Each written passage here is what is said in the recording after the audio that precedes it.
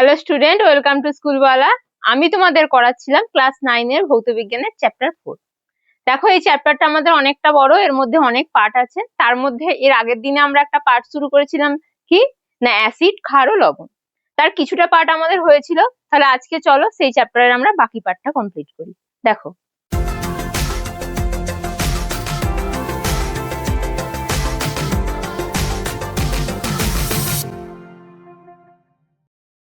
এর আগের ক্লাসে আমরা অ্যাসিড কি, ক্ষার কি, ক্ষারক কি এবং তাদের রাসায়নিক ধর্ম, তারা কার সঙ্গে বিক্রিয়া করে কি তৈরি করছে, সবকিছু আমরা জেনেছি। আজকে আমরা জানবো এই যে অ্যাসিড আর ক্ষারের সম্পর্কে আমরা জেনেছি, এদের হচ্ছে আমরা নিরাপদ ব্যবহার সম্পর্কে জানবো। মানে এগুলো আমাদের শরীরে কি ক্ষতি করে, তাই তো? এদেরকে আমাদের কিভাবে নিরাপদে ব্যবহার করতে হবে যাতে আমাদের ক্ষতি না হয়, সেই সব সম্পর্কে আজকে আমরা জানবো। দেখো, প্রথমেই আমাদের আছে হচ্ছে অ্যাসিড ও ক্ষারের নিরাপদ ব্যবহার। বলছে গাঢ় অ্যাসিড এবং ক্ষার নিয়ে যখনই আমাদের কাজ করা হয় তখনই অবশ্যই আমাদের খুব সাবধানতা অবলম্বন করতে হবে, তাই তো? বলছে যদি H2SO4 বা HNO3 এগুলো তো তীব্র অ্যাসিড, এগুলো যদি আমাদের জামা কাপড়ে পড়ে যায় তাহলে আমাদের জামা কাপড় কি হয়, পুড়ে যায়। তাই ল্যাবরেটরিতে যখন কাজ করা হয় তখন কি অ্যাপ্রন পরে আমাদের কাজ করতে হয়, কারণ এগুলো আমাদের জামা কাপড়ে পড়লে জামা কাপড়কে পুড়িয়ে দেয়। তারপরে দেখো, গাঢ় সালফিউরিক অ্যাসিড, হাইড্রোক্লোরিক অ্যাসিড, এদের মানে গন্ধ খুব তীব্র, ঝাঁঝালো এবং অ্যাসিড থেকে নির্গত বাষ্প খুব শ্বাসরোধী। মানে এগুলো আমাদের শ্বাস মানে নিঃশ্বাসের সঙ্গে যদি আমাদের শরীরের ভিতরে যায়, এগুলো আমাদের শ্বাস প্রশ্বাসের সমস্যা করতে পারে, তাই তো? আর কি বলছে না, তাই লক্ষ্য রাখতে হবে যাতে ওই অ্যাসিডের বাষ্প আমাদের নাকে প্রবেশ না করে, কারণ আমাদের এটা শ্বাস প্রশ্বাসের সমস্যা তৈরি করতে পারে। আর কি না, তীব্র অ্যাসিড ও ক্ষার শরীরের কোনো অংশে লাগলে আমাদের ত্বক পুড়ে যায়। দেখো, আমাদের জামা কাপড়ও পুড়ে যায়, তার সঙ্গে যদি আমাদের শরীরের চামড়ায় পড়ে তাহলে আমাদের কি হবে, ত্বককেও পুড়িয়ে দিতে পারে। তাই অসাবধান বশত যদি কোনো কারণে, ধরো ল্যাবরেটরিতে কাজ করার সময় বা কোনো কারণে যদি অ্যাসিড বা ক্ষার আমাদের শরীরের কোনো অংশে পড়ে, তাহলে সঙ্গে সঙ্গে আমাদের কি করা মানে কি করতে হবে, তার জন্য সঙ্গে সঙ্গে আমাদেরকে সেই জায়গাটা ঠান্ডা জল দিয়ে আমাদের পরিষ্কার করে ধুয়ে নিতে হবে। আর কি করতে হবে, কারণ আমরা কি জানি, দেখো আমরা আগের ক্লাসে দেখেছি যে অ্যাসিড আর ক্ষার একে অপরের সঙ্গে বিক্রিয়া করে লবণ ও জল তৈরি করে, অর্থাৎ একে অপরকে প্রশমিত করে দেয়। তাহলে আমাদের যদি শরীরের কোনো অংশে অ্যাসিড পড়ে তাহলে আমাদের কি করতে হবে, সেই জায়গায় ক্ষার দিয়ে দিতে হবে, তাই তো? আবার তীব্র ক্ষার দিলে হবে না, মৃদু ক্ষার দিতে হবে। সেই জন্য বলছে, দেখো আমাদের শরীরে কোনো জায়গায় অ্যাসিড পড়লে সেখানে সোডিয়াম বাইকার্বনেটের দ্রবণ দিয়ে এবং ক্ষার পড়লে সেই জায়গায় লেবুর রস, কারণ আমরা কি জানি লেবুর রসে অ্যাসিড থাকে কিন্তু সেটা মৃদু অ্যাসিড। তাই বলছে দেখো, যদি আমাদের শরীরে কোথাও অ্যাসিড পড়ে তাহলে তাকে প্রশমিত করার জন্য আমাদেরকে ক্ষার, অর্থাৎ আমাদেরকে যেগুলো মৃদু ক্ষার হয় সোডিয়াম বাইকার্বনেট, তার দ্রবণ দিতে হবে। বা যদি আমাদের ক্ষার পড়ে শরীরের কোনো অংশে তাহলে তখন কি দিতে হবে, আমাদেরকে অ্যাসিড, অর্থাৎ এখানে লেবুর রস, যেটা মৃদু অ্যাসিড। কারণ তীব্র অ্যাসিড দিলে কি হবে, তীব্র অ্যাসিড বা তীব্র ক্ষার দিলে আমাদের সেই জায়গাটা কিন্তু পুড়ে যাবে আরোই।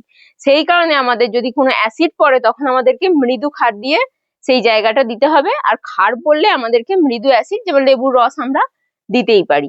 তাহলে জেনে রাখো, যদি তীব্র অ্যাসিডের সংস্পর্শে আমাদের যদি দেখবে আমাদের শরীরে যদি কোনো জায়গায় তীব্র অ্যাসিড পড়ে তাহলে সেই জায়গাটা জ্বালা মানে জ্বালা করে, পুড়ে যায়, সেটাকে আমরা কি বলি, সেটাকে বলা হচ্ছে অ্যাসিড বার্ন, তাই তো? মানে অ্যাসিড পড়লে সেই জায়গাটা অ্যাসিডের প্রভাবে আমাদের জ্বালা করে, পুড়ে যায়, সেই জায়গাটাকে আমরা বলবো অ্যাসিড বার্ন। আর যদি আমাদের শরীরে কোনো জায়গায় তীব্র ক্ষার পড়ে, যেমন NaOH, যদি আমাদের এরকম তীব্র ক্ষার শরীরের কোথাও পড়ে তখন আমাদের সেখানটা জ্বালা করে এবং সেই জায়গাটা কি হয়, পুড়ে যায়, ক্ষত সৃষ্টি হয়, তখন সেটাকে আমরা কি বলবো, যেটা ক্ষার পড়ে হচ্ছে তাহলে সেটাকে আমরা বলবো অ্যালকালি বার্ন, তাই তো?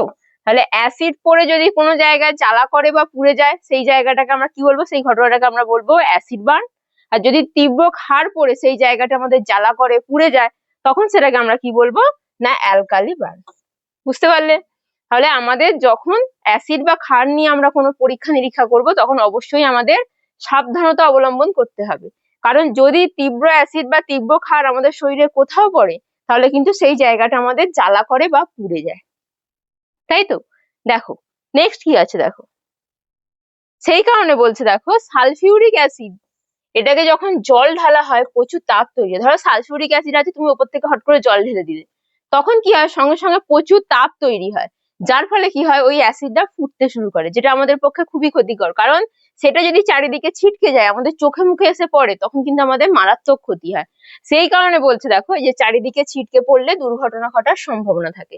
এই জন্য সালফিউরিক অ্যাসিডের জলীয় দ্রবণ তৈরি করতে গাঢ় অ্যাসিডের মধ্যে জল না ঢেলে জলের মধ্যে অল্প অল্প করে অ্যাসিড ঢালা হয়। মানে অ্যাসিডের মধ্যে হট করে জল না ঢেলে বলছে জল নেওয়া হয়, জল নিয়ে তার সঙ্গে আস্তে আস্তে অল্প অল্প করে গাঢ় সালফিউরিক অ্যাসিডকে যোগ করে নাড়াতে হয়। তাহলে ওই যে যে বললো না প্রচুর তাপ তৈরি হয়, যদি আমি হট করে অ্যাসিড নিয়ে মানে সালফিউরিক অ্যাসিড নিয়ে তার মধ্যে উপর থেকে জল ঢেলে দিই, তাহলে প্রচুর তাপ তৈরি হয়ে অ্যাসিড ফুটতে শুরু করবে, এবং সেটা চারিদিকে যদি ছড়িয়ে যায় তাহলে আমাদের চোখে মুখে চারিদিকে মারাত্মক আমাদের ক্ষতি হবে। সেই কারণে বলছে যখন এই অ্যাসিড নিয়ে কাজ করা হবে তখন অ্যাসিডের মধ্যে জল না ঢেলে জল নিয়ে তার মধ্যে অল্প অল্প করে আমাদেরকে অ্যাসিড ঢালতে হবে। আর বলছে দেখো, ঘরে চুনকাম করার সময় খুব সাবধানতা অবলম্বন করতে হয়, কারণ চোখে অ্যাসিড বা ক্ষার পড়লে আমাদের চোখের কিন্তু মারাত্মক ক্ষতি হয়। তাই বলা হচ্ছে যে অ্যাসিড বা ক্ষার নিয়ে কাজ করার সময় অবশ্যই আমাদের সাবধানতা অবলম্বন করতে হবে। এবার দেখো, অ্যাকোয়ারিজিয়া, এটা হচ্ছে তোমাদের একটা ইম্পর্টেন্ট জিনিস, যেটা তোমাদের ঠিক আছে, যেটা তোমাদের পরীক্ষায় আসে। কি জিনিস সেটা? অ্যাকোয়ারিজিয়া হচ্ছে এক আয়তন গাঢ় নাইট্রিক অ্যাসিড নেওয়া হচ্ছে, তার সঙ্গে মানে এক আয়তন গাঢ় HNO3, তার সঙ্গে 3 আয়তন গাঢ় HCl বা যেটাকে আমরা বলি হাইড্রোক্লোরিক অ্যাসিড। তাহলে আমাদের দেখো দুটো জিনিসকে নেওয়া হচ্ছে, একটা হচ্ছে HCl আর একটা হচ্ছে HNO3, অর্থাৎ আমাদের হাইড্রোক্লোরিক অ্যাসিড নেওয়া হচ্ছে আর নাইট্রিক অ্যাসিড নেওয়া হচ্ছে। নাইট্রিক অ্যাসিডটা কত নেওয়া হচ্ছে? 1 অনুপাতে নেওয়া হচ্ছে, আর হাইড্রোক্লোরিক অ্যাসিডটা 3 অনুপাতে নেওয়া হচ্ছে। মানে যদি আমি HCl আর HNO3 নিই, কত অনুপাতে নিতে হবে? 3:1 অনুপাতে। মানে আমাকে নিতে হবে হচ্ছে 3 আয়তন গাঢ় HCl আর 1 আয়তন গাঢ় HNO3। এদেরকে মিশিয়ে যে মিশ্রণটা আমরা তৈরি করব, এই দুটো অ্যাসিডের মিশ্রণ, সেটাকে বলা হচ্ছে কি না, সেটাকে বলা হচ্ছে অম্লরাজ বা অ্যাকোয়ারিজিয়া। তো এটা কি জিনিস, আমরা এটা কেন তৈরি করছি? দেখো, কিছু ধাতু আছে যেগুলোকে আমরা বর ধাতু বলি। কোনগুলো বলতো? এই যে সোনা, প্লাটিনাম, এই যে ধাতুগুলো, এগুলো নয় যে কোনো অ্যাসিডে দ্রবীভূত হয় না। তাই এদেরকে যখন আমরা দ্রবীভূত করতে হয় তখন এই অ্যাকোয়ারিজিয়া প্রস্তুত করে তার মধ্যে এই ধাতুগুলোকে আমাকে দ্রবীভূত করতে হবে, যেগুলো আমরা সোনার দোকানে ইউজ করা হয়। তাহলে এই যে অ্যাকোয়ারিজিয়া, যেটা কার কার মিশ্রণ? না, সেটা হচ্ছে নাইট্রিক অ্যাসিড আর হাইড্রোক্লোরিক অ্যাসিড। মানে 1 আয়তন নাইট্রিক অ্যাসিড নিচ্ছে আর 3 আয়তন হাইড্রোক্লোরিক অ্যাসিড নিচ্ছে, এদেরকে মিশিয়ে যে অ্যাসিডের মিশ্রণটা তৈরি করছে সেটাকেই বলা হচ্ছে অ্যাকোয়ারিজিয়া। সেটা কোথায় ব্যবহার করা হয়? না, সেটা হচ্ছে এই যে বর ধাতু, যেমন আমরা সোনা, প্লাটিনাম, এগুলো হচ্ছে যে কোনো অ্যাসিডে দ্রবীভূত হয় না, তাই এই মিশ্রণটা তৈরি করে এর মধ্যে এই মানে ধাতুগুলোকে দ্রবীভূত করতে হয়। এটাই হচ্ছে অ্যাকোয়ারিজিয়ার কাজ। বুঝতে পারলে? তাহলে অ্যাকোয়ারিজিয়া কি বললে তোমরা বলবে যে 1 আয়তন গাঢ় নাইট্রিক অ্যাসিডের সঙ্গে 3 আয়তন গাঢ় হাইড্রোক্লোরিক অ্যাসিডের মিশ্রণকেই অ্যাকোয়ারিজিয়া বলা হয়। এটা ব্যবহার করা হয় কোথায়? না, সোনা, প্লাটিনাম প্রভৃতি ধাতুকে দ্রবীভূত করতে এই মিশ্রণটাকে ব্যবহার করা হয়। বুঝতে পারলে? দেখো, চলো নেক্সট দেখো। দেখো, এবার হচ্ছে অ্যাসিড ও ক্ষারের ধর্মের জলীয় মাধ্যমের গুরুত্ব। জলের কি গুরুত্ব? এই যে অ্যাসিড বা ক্ষারের ক্ষেত্রে জলের গুরুত্বটা কি? দেখো, আমাদের অ্যাসিডের সংজ্ঞাতে বলাই ছিল যেগুলো জলীয় দ্রবণে বিয়োজিত হয়ে H+ আয়ন দেয় তাদেরকে বলা হচ্ছে অ্যাসিড, আর যেগুলো ক্ষার মানে ক্ষার কোনটাকে বলা হয়? যেগুলো OH- জলীয় দ্রবণে OH- আয়ন উৎপন্ন করে তাদেরকে বলা হচ্ছিল ক্ষার। দেখো, এবার এই যে H+ OH- এগুলো যদি আমরা জল না নিই, জলীয় দ্রবণ না নিই, তাহলে কিন্তু আমাদের H+ OH- এগুলো উৎপন্ন হবে না। দেখো এখানে কি বলছে, যে অ্যাসিডের মধ্যে জল যোগ করলে অ্যাসিড আয়নিত হয়ে H+ আয়ন উৎপন্ন করে। অর্থাৎ অ্যাসিডের মধ্যে যদি আমরা জল যোগ না করি তাহলে কিন্তু আমি H+ আয়নটা পাবো না। তারপর কি বলছে দেখো, এই H+ আয়ন জলের অণুর সঙ্গে যুক্ত হয়ে হাইড্রোনিয়াম বা হাইড্রোক্সিনিয়াম, যেটাকে H3O+, তাই তো, এই আয়নটা উৎপন্ন করে। অর্থাৎ অ্যাসিডে যদি আমি জল যোগ করি তাহলে সেটা H+ আয়ন উৎপন্ন করে। এবার H+ আয়নের অস্তিত্ব নেই, তাই H+ আয়ন কি করে? জলের অণুর সঙ্গে যুক্ত হয়ে হাইড্রোনিয়াম আয়ন অর্থাৎ H3O+ আয়ন তৈরি করে। বুঝতে পারলে? যেমন দেখো, তুমি একটা অ্যাসিড নিয়ে দেখো, এখানে বলছে হাইড্রোক্লোরিক অ্যাসিড নিচ্ছে, এটাকে জলীয় দ্রবণে যখনই দেওয়া হবে তখন সেটা আয়নিত হয়ে কি তৈরি করবে? একটা ক্যাটায়ন H+ আর একটা অ্যানায়ন Cl-। তাই তো, H প্লাস আর Cl মাইনাস তৈরি করে। এবার কি বলছে, এই H প্লাসটা কি হবে, জলের অণুর সঙ্গে যুক্ত হবে, যুক্ত হয়ে H3O প্লাস আয়ন তৈরি করবে। তাহলে দেখো এই Cl টা ভেঙে কি তৈরি হবে, জলীয় দ্রবণে আয়নিত হয়ে H প্লাস Cl মাইনাস। এবার এই H প্লাসটা যখনই জলের অণুর সঙ্গে যুক্ত হবে তখনই তৈরি করবে H3O প্লাস, যেটাকে বলা হচ্ছে হাইড্রোনিয়াম আয়ন। এবার দেখো এই যে জলীয় দ্রবণে HCl এর বিয়োজন বিক্রিয়া, তাহলে কি হলো না, HCl জলের সঙ্গে বিক্রিয়া করে শেষ পর্যন্ত কি তৈরি করলো, হাইড্রোনিয়াম আয়ন, যেটা H3O প্লাস, আর তার সঙ্গে দেখো Cl মাইনাস তৈরি করছে। তাই তো, তুমি এরকম ভাবে আরো অ্যাসিড নাও, এখানে H2SO4 নাও, HNO3 নাও, HCOOH নাও, যাই অ্যাসিড নাও, এরা সবাই কি হবে, জলীয় দ্রবণে আয়নিত হয়ে H প্লাস আয়ন তৈরি করবে। সেই জন্যই এদেরকে আমাদের অ্যাসিড বলা হয়েছিল সংজ্ঞায়। তাহলে দেখো এখানে যদি আমি H2SO4 নিই, তার সঙ্গে জল যোগ করি, তাহলে কি হবে, প্রথমে H প্লাস তৈরি হবে, H প্লাসটা কি হবে, জলের সঙ্গে মিশে H3O প্লাস তৈরি করবে, আর কি করবে, SO4 2 মাইনাস তৈরি করবে। তাহলে দেখো এখানে H3O প্লাস তৈরি করবে আর SO4 2 মাইনাস। সেম একইভাবে আমি যদি নাইট্রিক অ্যাসিড নিই, তাই তো, নাইট্রিক অ্যাসিডের সঙ্গে জল যোগ করি, জলীয় দ্রবণ নিই, তাহলে কি হবে, দেখো এখানেও H প্লাস তৈরি হবে প্রথমে, তারপর সেই H প্লাস জলের অণুর সঙ্গে মিশে কি হবে, H3O প্লাস তৈরি করবে, আর অ্যানায়নটা তৈরি করবে কি, NO3 মাইনাস। সেম একইভাবে দেখো HCOOH, এটাকে যদি আমরা জলের সঙ্গে মেশাই, এখানেও H প্লাস তৈরি হবে, পরে সেটা জলের অণুর সঙ্গে মিশে H3O প্লাস তৈরি করবে, তার সঙ্গে অ্যানায়নটা হচ্ছে HCOO মাইনাস। বুঝতে পারলে? তাহলে এখানে আমরা দেখতে পাচ্ছি যে জল নিলে, মানে অ্যাসিড গুলোকে জলীয় দ্রবণে নিলে তবেই সেটা H প্লাস, আর সেটা হচ্ছে জলের অণুর সঙ্গে মিশে H3O প্লাস আয়ন তৈরি করে। বুঝতে পারলে? তাহলে অ্যাসিডের মানে দ্রবণে কতটা জল গুরুত্বপূর্ণ। এবার দেখো, সুতরাং এই পদার্থগুলো অ্যাসিড ধর্মের জন্য দায়ী H প্লাস আয়ন তৈরি করে। অর্থাৎ এই জলীয় দ্রবণটাই কিন্তু, এই যে অ্যাসিড যে বলছি, অ্যাসিড কাকে, যেটা H প্লাস আয়ন তৈরি করছে, আর H প্লাস আয়ন তৈরি করার জন্য মেন কে কাজ করছে, জল, কারণ জলীয় দ্রবণে তবেই এটা আয়নিত হয়ে H প্লাস আয়ন তৈরি করছে। ক্ষারের ক্ষেত্রেও দেখো, ক্ষারের ক্ষেত্রে কি হয়, OH মাইনাস তৈরি করে, তা OH মাইনাসটা কখন তৈরি করবে, যদি আমরা জলীয় দ্রবণে নিই, তাহলে ক্ষারের মধ্যে যখনই জল যোগ করা হয় তখনই ক্ষারের অণু বিয়োজিত হয়ে কি করবে, হাইড্রক্সিল আয়ন, যেটাকে আমরা OH মাইনাস বলি, সেটা তৈরি করবে। যেমন দেখো আমরা যদি NaOH নিই, তাহলে NaOH টা কি করবে, Na প্লাস আর OH মাইনাস। তাই তো, এই যে OH মাইনাস, এটা দেখেই তো আমরা বলি যেটা ক্ষার তৈরি করবে, মানে এইটা ক্ষার, কারণ ক্ষার মানেই হচ্ছে OH মাইনাস আয়ন তৈরি করবে।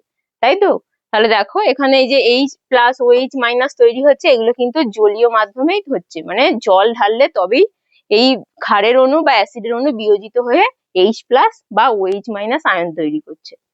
দেখো, তাই অ্যাসিড বা ক্ষারের ধর্ম প্রকাশের জন্য জলীয় মাধ্যম অত্যন্ত প্রয়োজন, কারণ অ্যাসিডের ধর্ম প্রকাশের জন্য কি H প্লাস তৈরি করতে হবে, তার জন্য জলীয় মাধ্যমের প্রয়োজন হচ্ছে, বা ক্ষারের ধর্ম প্রকাশের জন্য OH মাইনাস তৈরি করতে হবে, তার জন্য কিন্তু জলীয় মাধ্যমের প্রয়োজন হচ্ছে। তাহলে দেখো অ্যাসিড বা ক্ষারের রাসায়নিক বিক্রিয়ার জন্য যে জল কতটা গুরুত্বপূর্ণ সেটা আমরা বুঝতে পারলাম। এবার দেখো এখানে একটা পরীক্ষার সাহায্যে বোঝাচ্ছে যে জল যোগ না করলে বিক্রিয়াটা কিভাবে হবেই না, জল তার জন্য যোগ করতে হবে। তার জন্য কি করেছে দেখো, প্রথমে দুটো বিকার নিয়েছে, একটা বিকারের মধ্যে নিয়েছে মানে শুকনো সোডিয়াম বাইকার্বনেটের গুঁড়ো, আর নিয়েছে টার্টারিক অ্যাসিডের কেলাস। ঠিক আছে, আর একটাই কি নিয়েছে দেখো, আর একটাই নিয়েছে শুকনো সোডিয়াম বাইকার্বনেট, তার সঙ্গে নিয়েছে টার্টারিক অ্যাসিডের কেলাস, তার সঙ্গে জল যোগ করেছে। মানে একটাই নিয়েছে জল যোগ করেনি, শুকনো নিয়েছে, শুধুমাত্র নিয়েছে শুকনো সোডিয়াম বাইকার্বনেটের গুঁড়ো, তার সঙ্গে অ্যাসিড নিয়েছে টার্টারিক অ্যাসিড। আর একটা নিয়েছে সোডিয়াম বাইকার্বনেট তো নিয়েইছে, তার সঙ্গে টার্টারিক অ্যাসিড নিয়েছে, তার সঙ্গে জল যোগ করেছে। তার মানে এটাই জল যোগ করেনি, এটাই জল যোগ করেছে। কি দেখা যাবে যে এর ক্ষেত্রে কোনো গ্যাস বেরোবে না, তার মানে এখান থেকে বুঝতে হবে যে এখানে কোনো বিক্রিয়া হচ্ছে না, কারণ আমরা জল যোগ করিনি। কিন্তু এখানে যে জল যোগ করা হয়েছিল তার দরুন কি হবে, এখান থেকে বুদবুদ আকারে কার্বন ডাই অক্সাইড গ্যাস বেরোবে। এখান থেকে আমরা বুঝবো তার মানে এদের মধ্যে এই জল যোগ করার জন্য বিক্রিয়া হয়েছে, যার জন্য এই কার্বন ডাই অক্সাইড গ্যাসটা তৈরি হয়েছে। দেখো এই যে একটা টেস্ট টিউবে প্রথমে শুকনো সোডিয়াম বাইকার্বনেটের গুঁড়ো আর টার্টারিক অ্যাসিডের কেলাস মেশানো হয়েছে, আর একটাতে দুটোই মেশানো হয়েছে, তার সঙ্গে শুধু এক্সট্রা জল দেওয়া হয়েছে। দুটো ক্ষেত্রে আমরা কি পর্যবেক্ষণ করব না, প্রথমটায় দেখবো যেখানে শুকনো নেওয়া হয়েছে, কোনো জল নেওয়া হয়নি, সেখানে কিন্তু কোনো বুদবুদ বেরোচ্ছে না। মানে এখান থেকে আমরা বুঝতে পারবো যে ওদের মধ্যে কোনো রাসায়নিক বিক্রিয়া ঘটেনি, কারণ বিক্রিয়া হলে অবশ্যই গ্যাস তৈরি হবে। যেহেতু এখানে কোনো বুদবুদ আকারে কিছুই বেরোচ্ছে না, তার মানে কোনো গ্যাস তৈরি হয়নি, তার মানে এখানে বলতে পারি যে এখানে কোনো রাসায়নিক বিক্রিয়া হয়নি। কিন্তু যেখানে আমি জল যোগ করেছিলাম সেখানে দেখতে পাবো যে বুদবুদ আকারে গ্যাস বেরোচ্ছে। তাহলে এখান থেকে আমরা বলতে পারি যে সোডিয়াম বাইকার্বনেট আর টার্টারিক অ্যাসিডের জলীয় দ্রবণ পরস্পরের মধ্যে রাসায়নিক বিক্রিয়া করেছে, তবেই তো কার্বন ডাই অক্সাইড গ্যাসটা তৈরি হচ্ছে, যেটা বুদবুদ আকারে বেরোচ্ছে। তাহলে এখানে আমরা দেখতে পেলাম যে জল কতটা গুরুত্বপূর্ণ। জল যোগ না করার জন্য এখানে কিন্তু কোনো বিক্রিয়া হয়নি, কিন্তু যেখানে আমি জল যোগ করলাম সেখানে কিন্তু আমার বিক্রিয়া হয়ে গ্যাস বেরোচ্ছে। তাহলে দেখো এখান থেকে আমরা কি বলতে পারি, না এখান থেকে আমরা বলতে পারি যে মানে অ্যাসিড বা ক্ষারের মধ্যে বিক্রিয়া হওয়ার জন্য অবশ্যই জলীয় মাধ্যম প্রয়োজন, না হলে এই অ্যাসিড বা ক্ষারের মধ্যে কিন্তু বিক্রিয়া হবে না। তাহলে এই জলটা কতটা গুরুত্বপূর্ণ বুঝতে পারলে। দেখো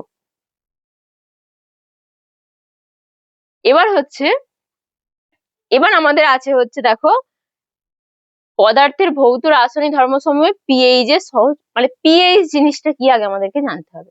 দেখো আমরা এখানে কি দেখতে পেলাম, আমরা দেখতে পেলাম যে এই অ্যাসিড থেকে H+ আয়ন তৈরি হচ্ছে, তাই তো। অ্যাসিডের H+ আর OH- আয়ন তৈরি হচ্ছে। এবার বলছি আমরা তাহলে কোনটা আম্লিক বা অ্যাসিড কোনটা ক্ষার কি করে বুঝছি, মানে H+ যেটা তৈরি করছে, যার মধ্যে H+ এর গাঢ়ত্ব বেশি সেটা তার মানে আম্লিক, আর যার মধ্যে OH- এর গাঢ়ত্ব বেশি তার মানে সেটা ক্ষার। তাই তো, আমরা তো এটা দেখেই বুঝছি যে অ্যাসিড মানে H+ আর ক্ষার মানে হচ্ছে OH-। অর্থাৎ এখান থেকে আমরা বলতে পারি যে প্রত্যেক দ্রবণেই H+ OH- আয়ন উপস্থিত থাকে যদি H+ আয়নের গাঢ়ত্বের মান OH- আয়নের থেকে বেশি হয়। মানে H+ আয়নের গাঢ়ত্বটা যদি বেশি হয় তখন সেটাকে আমরা বলে দেবো কি না, সেটা হচ্ছে আম্লিক দ্রবণ, মানে অ্যাসিড। আর যদি দেখো এখানে লেখা আছে সেই দ্রবণটি হবে আম্লিক, অর্থাৎ H+ আয়নের গাঢ়ত্বের মানটা বেশি, OH- এর আয়নের গাঢ়ত্বের মানের তুলনায় H+ আয়নের গাঢ়ত্বের মানটা বেশি, তখন আমরা বলবো যে দ্রবণটা হচ্ছে আম্লিক দ্রবণ। আবার যদি উল্টোটা হয়, OH- আয়নের গাঢ়ত্ব H+ এর থেকে বেশি হয়, তাহলে OH- গাঢ়ত্ব বেশি মানে কি, OH- মানে ক্ষার, তার মানে দ্রবণটা আমাদের কি হবে, দ্রবণটা আমাদের ক্ষারকীয় হয়ে যাবে। তাহলে যার H+ আয়নের গাঢ়ত্ব বেশি সেটা আম্লিক দ্রবণ, আর যার OH- আয়নের গাঢ়ত্ব বেশি সেটা হচ্ছে ক্ষারকীয় দ্রবণ।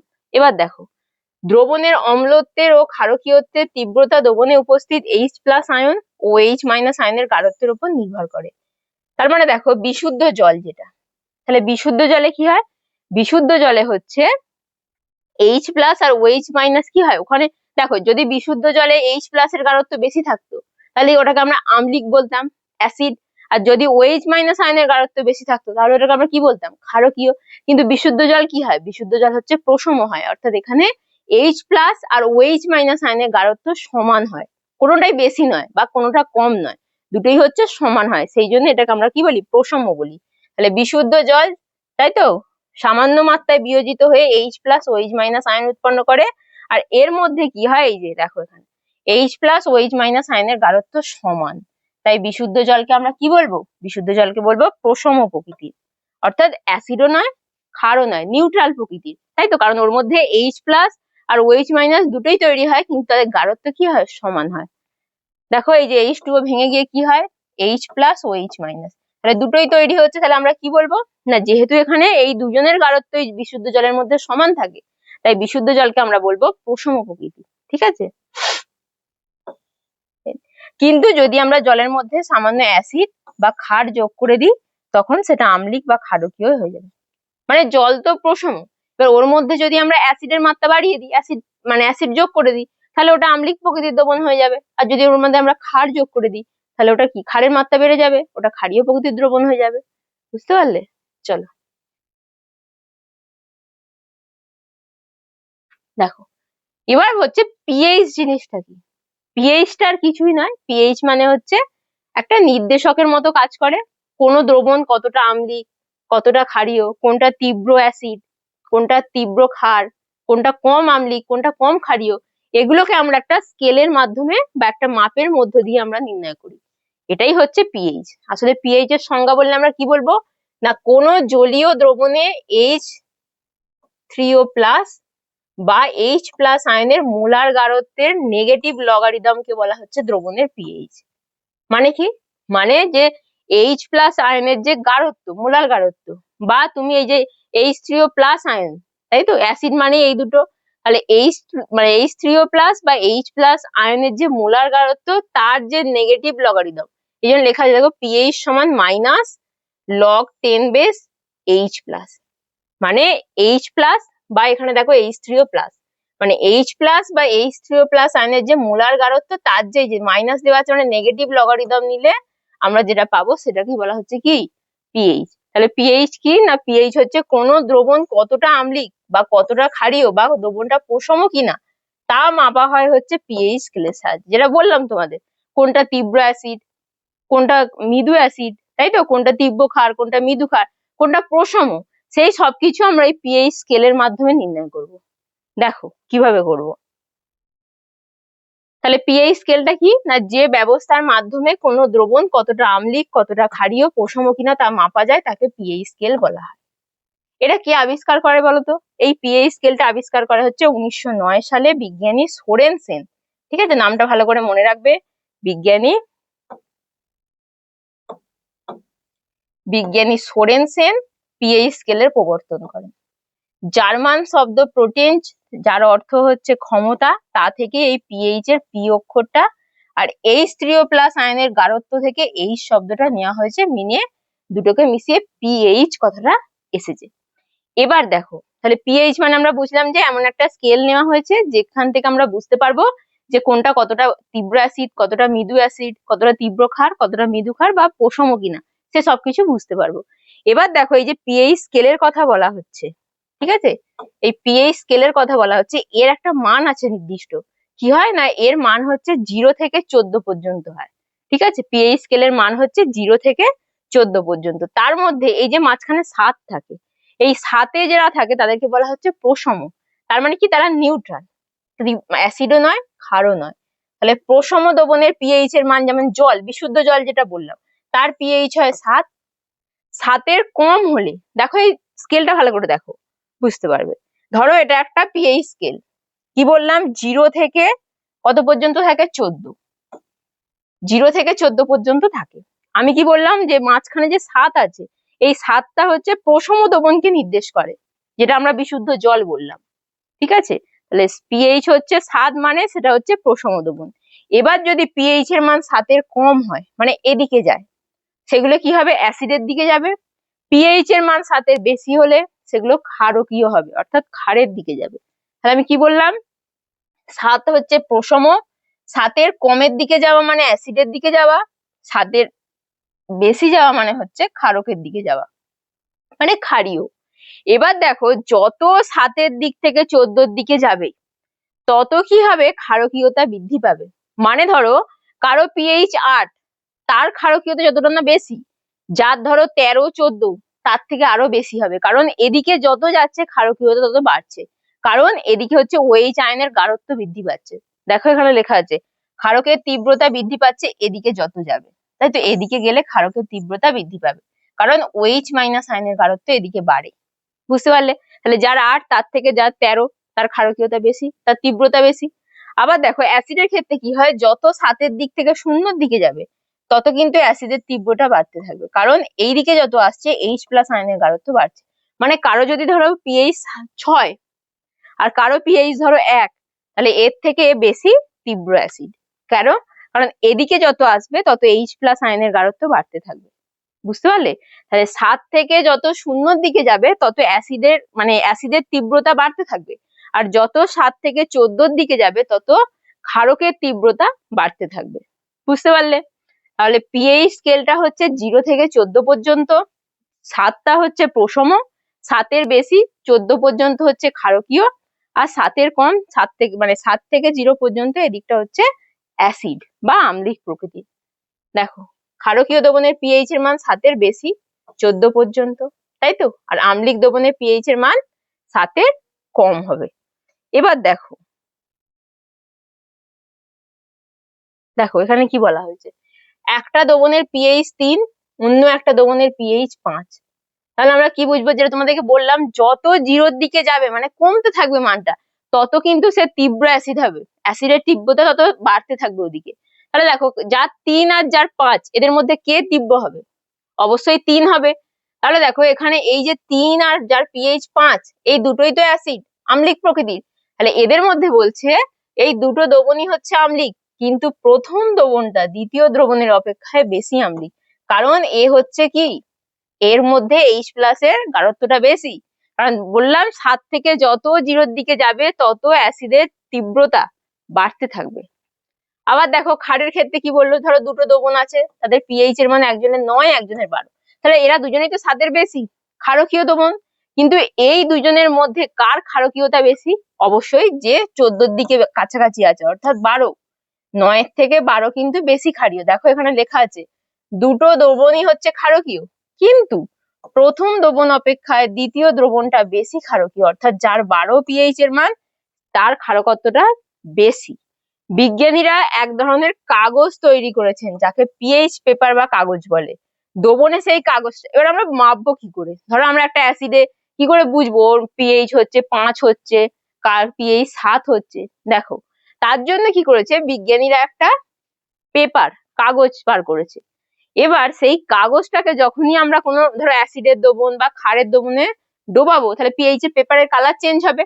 সেই কালার দেখে আমরা বুঝবো যে কোনটার মান কত, কোনটার ক্ষারকীয়তা কত, কোনটার অ্যাসিড মানে আম্লিকতা কত। দেখো দ্রবণে পিএইচ কাগজ ডুবিয়ে তার রং দেখে দ্রবণটা আম্লিক না ক্ষারীয় না প্রশম নির্ণয় করা হয়।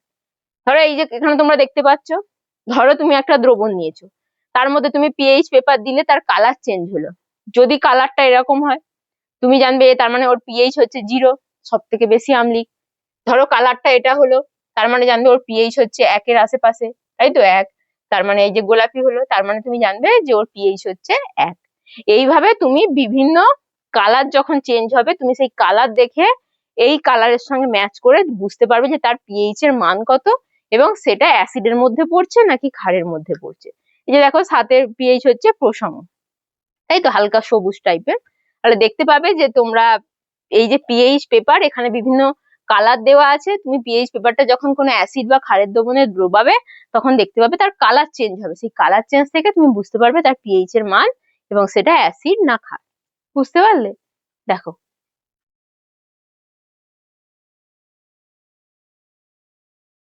এবার দেখো এখানে কিছু কিছু কিছু দ্রবণ দেওয়া আছে যাতে পিএইচ এর মান দেওয়া আছে, তারা অ্যাসিড না ক্ষার বলেছে। দেখো পাতি লেবুর রস, আমরা জানি লেবুতে কি, লেবুতে অ্যাসিড, তাই তো? লেবু অ্যাসিড, তার মানে ওর পিএইচ এর মান অবশ্যই 7-এর কম হবে, তাহলে ওর মান হচ্ছে 7-এর কম, ওটা হচ্ছে আম্লিক। দেখো চুন জল, চুন জল আমরা কি জানি, চুন জল হচ্ছে ক্ষারীয়, তাহলে চুন জল যেহেতু ক্ষারীয় তার মানে ওর মান 7-এর বেশি হবে, ওটা ক্ষারকীয়। ভিনিগার, ভিনিগারে আমরা জানি কি, ভিনিগারে অ্যাসিড, তাই তো? ভিনিগারে অ্যাসিড থাকে, তাহলে ভিনিগারে অ্যাসিড থাকার জন্য পিএইচ এর মান 7-এর কম হবে, এটা আম্লিক প্রকৃতির হবে। বা খাদ্য লবণের জলীয় দ্রবণ, দেখো খাদ্য লবণের জলীয় দ্রবণ, তাই তো? খাদ্য লবণের জলীয় দ্রবণটা অবশ্যই প্রশম হয়, মানে অ্যাসিডও নয়, আমরা অ্যাসিডও বলতে পারি না ওটাকে, ক্ষারও বলতে পারি না, ওটা প্রশম নিউট্রাল হয়, তাই জন্য সেটার পিএইচ এর মান 7। সোডা, সোডা হচ্ছে কি, অবশ্যই সোডা হচ্ছে ক্ষারকীয়, তাহলে ওর পিএইচ এর মান কত হবে, 7-এর বেশি হবে, দেখো ক্ষারকীয়। বিশুদ্ধ জল যেটা বললাম, একদম বিশুদ্ধ জল পিএইচ 7 হবে, কারণ ওটা প্রশম হবে, তাই তো? বিশুদ্ধ জল হচ্ছে 7 প্রশম। মানুষের রক্ত, আমাদের রক্ত অবশ্যই হচ্ছে কি 7.4, যেটা আমাদের ক্ষারকীয়। ঠিক আছে, এখানে প্রশম দেওয়া আছে কিন্তু মানুষের রক্ত হচ্ছে ক্ষারকীয়।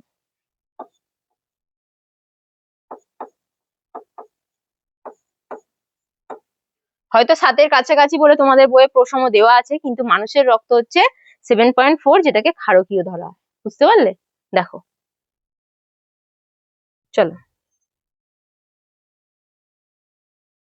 এবার দেখো, এবার হচ্ছে আমাদের পিএইচ এর দৈনন্দিন জীবনে পিএইচ এর প্রভাব কিরকম পড়ে সেটা দেখো। প্রথমে হচ্ছে দাঁতের ক্ষয়ের ওপর পিএইচ এর প্রভাব। এই যে ধরো আমাদের যে লালারস, তারও একটা পিএইচ আছে, তাই তো? দেখো এবার বলছে যে আমাদের লালারসের পিএইচ এর মান 6.02 থেকে 7.05 এর মধ্যে থাকে। এবার যদি আমাদের লালারসের পিএইচ এর মান ওর মধ্যে থাকে, যেটা আমাদের দাঁতের কোনো ক্ষতি করে না ওর মধ্যে থাকলে, এবার যদি দাঁতের পিএইচ এর আমাদের যে লালারসের পিএইচ তার মান যদি 6.02 কম হয়ে যায়, তাহলে কম হয়ে গেলে ওটা আরো অ্যাসিডের দিকে চলে যাচ্ছে, তীব্র অ্যাসিডের দিকে। আর যদি লালারসের তখন কি হবে, লালারস আম্লিক হবে, তখন কি হবে না, দাঁতের এনামেল, যেটা আমাদের দাঁতের যেটা আমাদের শরীরের সব থেকে শক্ত অংশ, তাই তো? দাঁতের এলামেল, এই এনামেল, সেই দাঁতের এনামেলটা কি হবে, ওই যে পিএইচ এর মান যদি অ্যাসিডের দিকে চলে যায়, আম্লিক হয়ে যায়, তখন কিন্তু সেই দাঁতের এনামেল ক্ষতিগ্রস্ত হতে শুরু করবে। সেই জন্য বলে দাঁত ক্ষয়ে যাচ্ছে, তাই তো, দাঁতের ভিতরে গহ্বর সৃষ্টি হবে, তাই তো। সেই কারণে বলছে যে আমাদের শরীরে যে পিএইচ, সেই পিএইচ এর ব্যালেন্স রাখা অবশ্যই গুরুত্বপূর্ণ। আমাদের লালা রস, তারও একটা নির্দিষ্ট পিএইচ আছে, তাই তো, তার বেশি কম হয়ে গেলেই কিন্তু সেটা আমাদের শরীরের পক্ষে ভালো নয়। যেমন দেখো এখানে বলছে যে লালা রসের পিএইচ 6.02 থেকে 7.05 এর মধ্যে থাকে, এর মধ্যে থাকলে ঠিক আছে, আমাদের কোনো সমস্যা নেই। কিন্তু যদি পিএইচ এর মান 6.02 থেকে কমে যায়, তো কমে যাওয়া মানে ওটা অ্যাসিডের দিকে চলে যাবে। আর যখনই ওটা অ্যাসিডের দিকে চলে যাবে, তার মানে আম্লিক হয়ে যাবে, তখনই কিন্তু সেটা আমাদের দাঁতের এনামেল, কতটা শক্ত জিনিস, সেটাকেও কিন্তু ক্ষয়প্রাপ্ত করে দেবে, ক্ষতিগ্রস্ত করে দেবে। বুঝতে পারলে? আর দাঁত ক্ষয়ে যাবে তখন। আর কি দেখো, আর কি করে পিএইচ।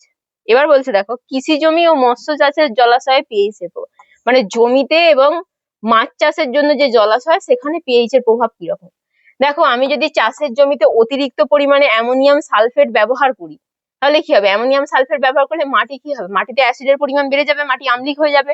এছাড়াও দেখো কোনো কারণে যদি মাটি আম্লিক হয়ে যায়, তাই তো, আম্লিক হয়ে গেলে কি হবে, সেই জমিতে চাষ করলে ভালো ফসল পাওয়া যাবে না। দেখো কোনো জিনিসই অতিরিক্ত ভালো না, অতিরিক্ত অ্যাসিডও ভালো হবে না, অতিরিক্ত ক্ষারও ভালো হবে না।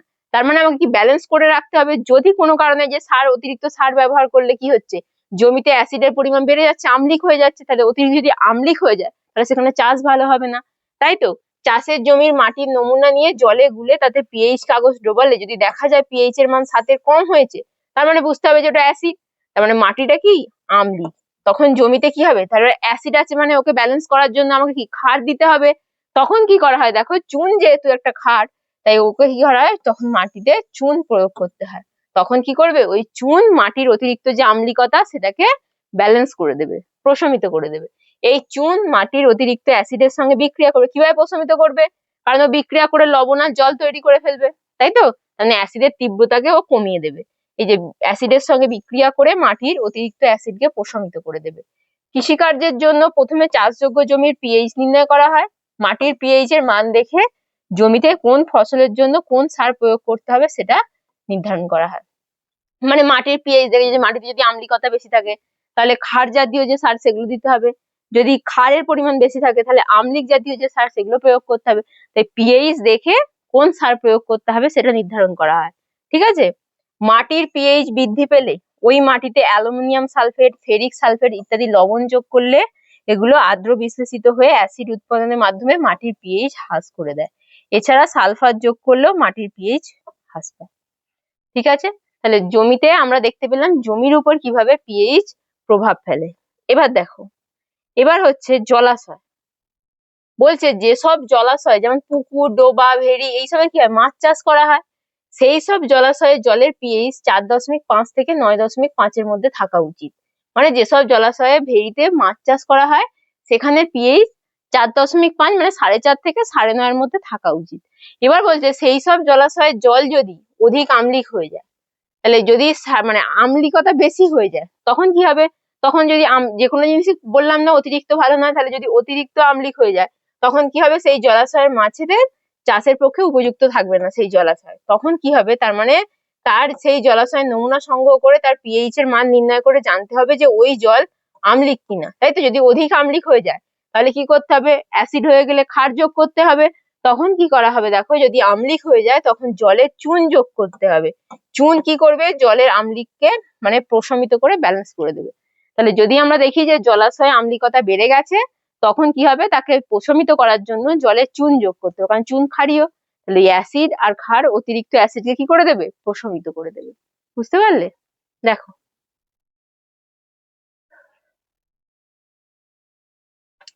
এবার দেখো, এবার হচ্ছে আমাদের পিএইচ আমরা জানলাম কি জিনিস। এবার হচ্ছে আমাদের কি অক্সাইড। অক্সাইড জিনিসটা কি, অক্সাইড জিনিসটা মানে হচ্ছে কোনো মৌলের সঙ্গে অক্সিজেন যুক্ত হয়ে যে যৌগটা তৈরি করছে, তাকে বলা হচ্ছে অক্সাইড।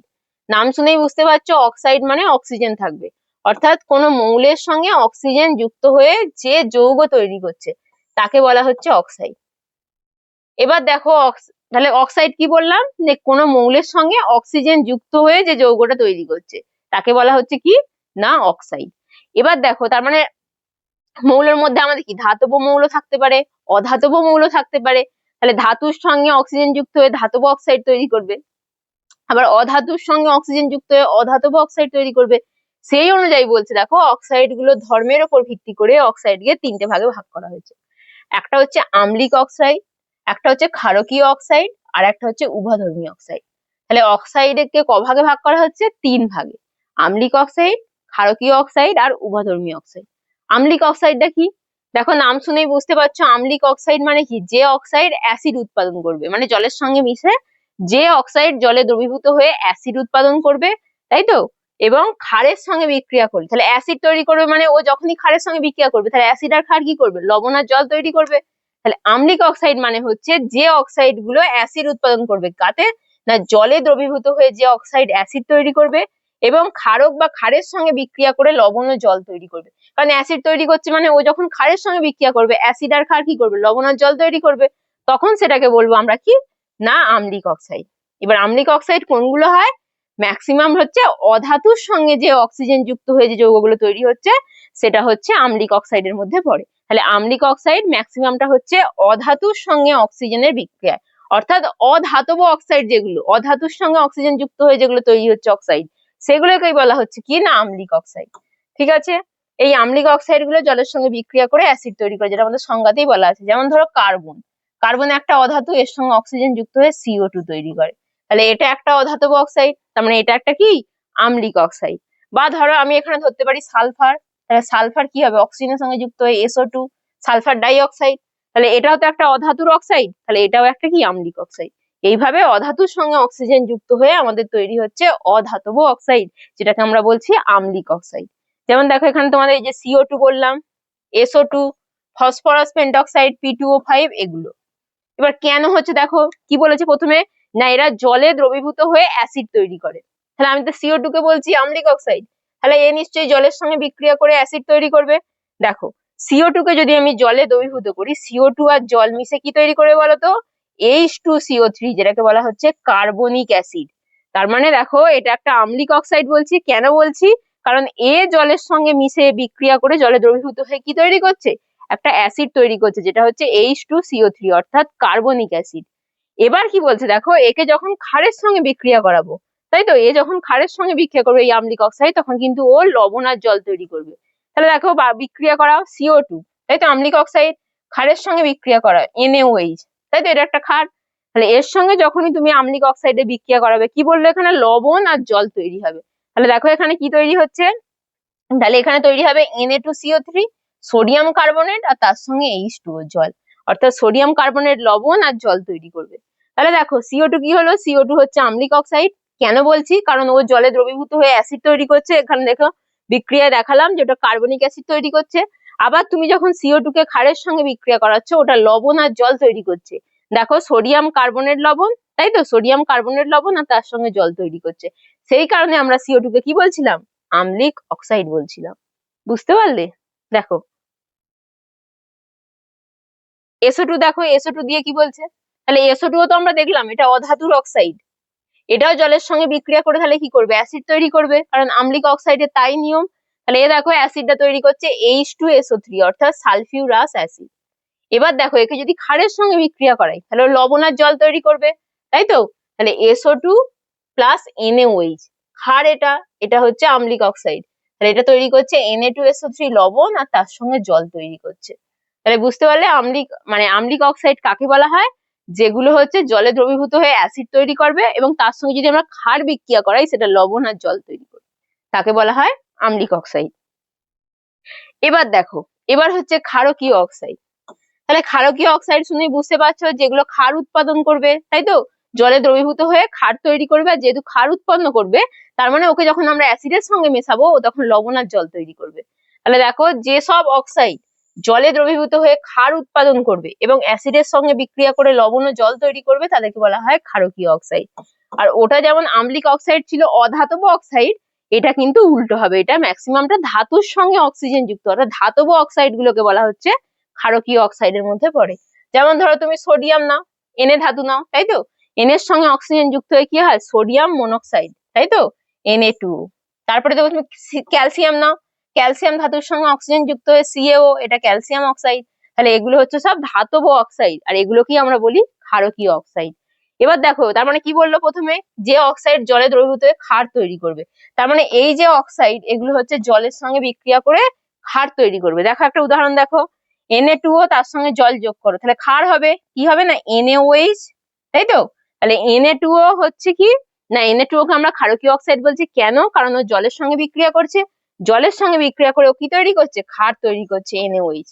আর কি বললো, ওকে যদি তুমি অ্যাসিডের সঙ্গে বিক্রিয়া করাও, দেখো Na2O একে অ্যাসিড HCl এর সঙ্গে বিক্রিয়া করাও, তাহলে তো অ্যাসিড, আর এটা তো ক্ষারকীয় অক্সাইড, তাহলে ক্ষারকীয় অক্সাইড কে অ্যাসিডের সঙ্গে বিক্রিয়া করালে কি বলছে, লবণ আর জল তৈরি হবে, লবণটা হচ্ছে NaCl আর তার সঙ্গে জল। তাহলে এখান থেকে আমরা বলতে পারছি যে, দেখতে পাচ্ছি যে Na2O টা হচ্ছে ক্ষারকীয় অক্সাইড, কারণ ও জলের সঙ্গে বিক্রিয়া করে ক্ষার তৈরি করছে, এটা একটা ক্ষার। আর একে যখন অ্যাসিডের সঙ্গে বিক্রিয়া করাচ্ছি তখন এ কি তৈরি করছে, লবণ আর জল তৈরি করছে। তাহলে এখান থেকে আমরা দেখতে পেলাম যে এটা হচ্ছে ক্ষারকীয় অক্সাইড। আর একটা উদাহরণ দেখো, CaO না, তাহলে CaO ক্যালসিয়াম অক্সাইড, জলের সঙ্গে বিক্রিয়া করা, কি বলছে না জলের সঙ্গে বিক্রিয়া করালে ওটা ক্ষার তৈরি করবে, সেই ক্ষারটা হচ্ছে CaOH এর হোল 2 অর্থাৎ ক্যালসিয়াম হাইড্রোক্সাইড, এটা হচ্ছে ক্ষার তৈরি করছে, তাই তো? তার মানে ক্ষারকীয় অক্সাইড জলের সঙ্গে মিশে ক্ষার তৈরি করছে। আবার তুমি যখন এই ক্ষারকীয় অক্সাইডকে অ্যাসিডের সঙ্গে মেশাও, তাই তো, অ্যাসিডের সঙ্গে মেশালে কি হবে না, CaO কে তুমি HCl এর সঙ্গে মেশাও, CaCl2 ক্যালসিয়াম ক্লোরাইড অর্থাৎ এটা লবণ, আর তার সঙ্গে H2O জল তৈরি করছে। তাহলে এখান থেকে আমরা দেখতে পেলাম যে ক্ষারকীয় অক্সাইড মানে যে অক্সাইড জলে দ্রবীভূত হয়ে ক্ষার তৈরি করে এবং অ্যাসিডের সঙ্গে বিক্রিয়ায় লবণ ও জল তৈরি করে, তাদেরকে আমরা বলছি কি, ক্ষারকীয় অক্সাইড। তাহলে আম্লিক অক্সাইড ক্ষারকীয় অক্সাইড বুঝতে পারলে। এবার দেখো, এবার আরেক ধরনের আছে, কি দেখলাম আমরা না, উভধর্মী অক্সাইড। উভধর্মী অক্সাইডটা কি জিনিস, উভধর্মী অক্সাইড মানে হচ্ছে, নাম শুনেই বুঝতে পারছো যে উভয়ের সঙ্গে বিক্রিয়া করবে, যে শুধু ক্ষারের সঙ্গে অ্যাসিডের সঙ্গে না, ও অ্যাসিডের সঙ্গে বিক্রিয়া করে লবণ আর জল তৈরি করবে, ক্ষারের সঙ্গে বিক্রিয়া করে লবণ ও জল তৈরি করবে, সেই কারণে ওকে বলা হচ্ছে উভধর্মী অক্সাইড। অর্থাৎ যেসব অক্সাইড অ্যাসিড বা ক্ষার উভয়ের সঙ্গে বিক্রিয়া করে লবণ ও জল তৈরি করে, তাদের বলা হচ্ছে উভধর্মী অক্সাইড। যেমন দেখো আছে উদাহরণ, জিঙ্ক অক্সাইড, তাই তো, aluminium oxide Al2O3, zinc oxide, aluminium oxide, এগুলো হচ্ছে সব আমাদের কি না, এগুলো হচ্ছে আমাদের উভধর্মী অক্সাইড। কেন দেখো, কারণ এরা অ্যাসিডের সঙ্গেও বিক্রিয়া করে, ক্ষারের সঙ্গেও বিক্রিয়া করে। দেখো এখানে দেখো জিঙ্ক অক্সাইড ZnO, তাই তো, জিঙ্ক অক্সাইড মানে হচ্ছে জেড,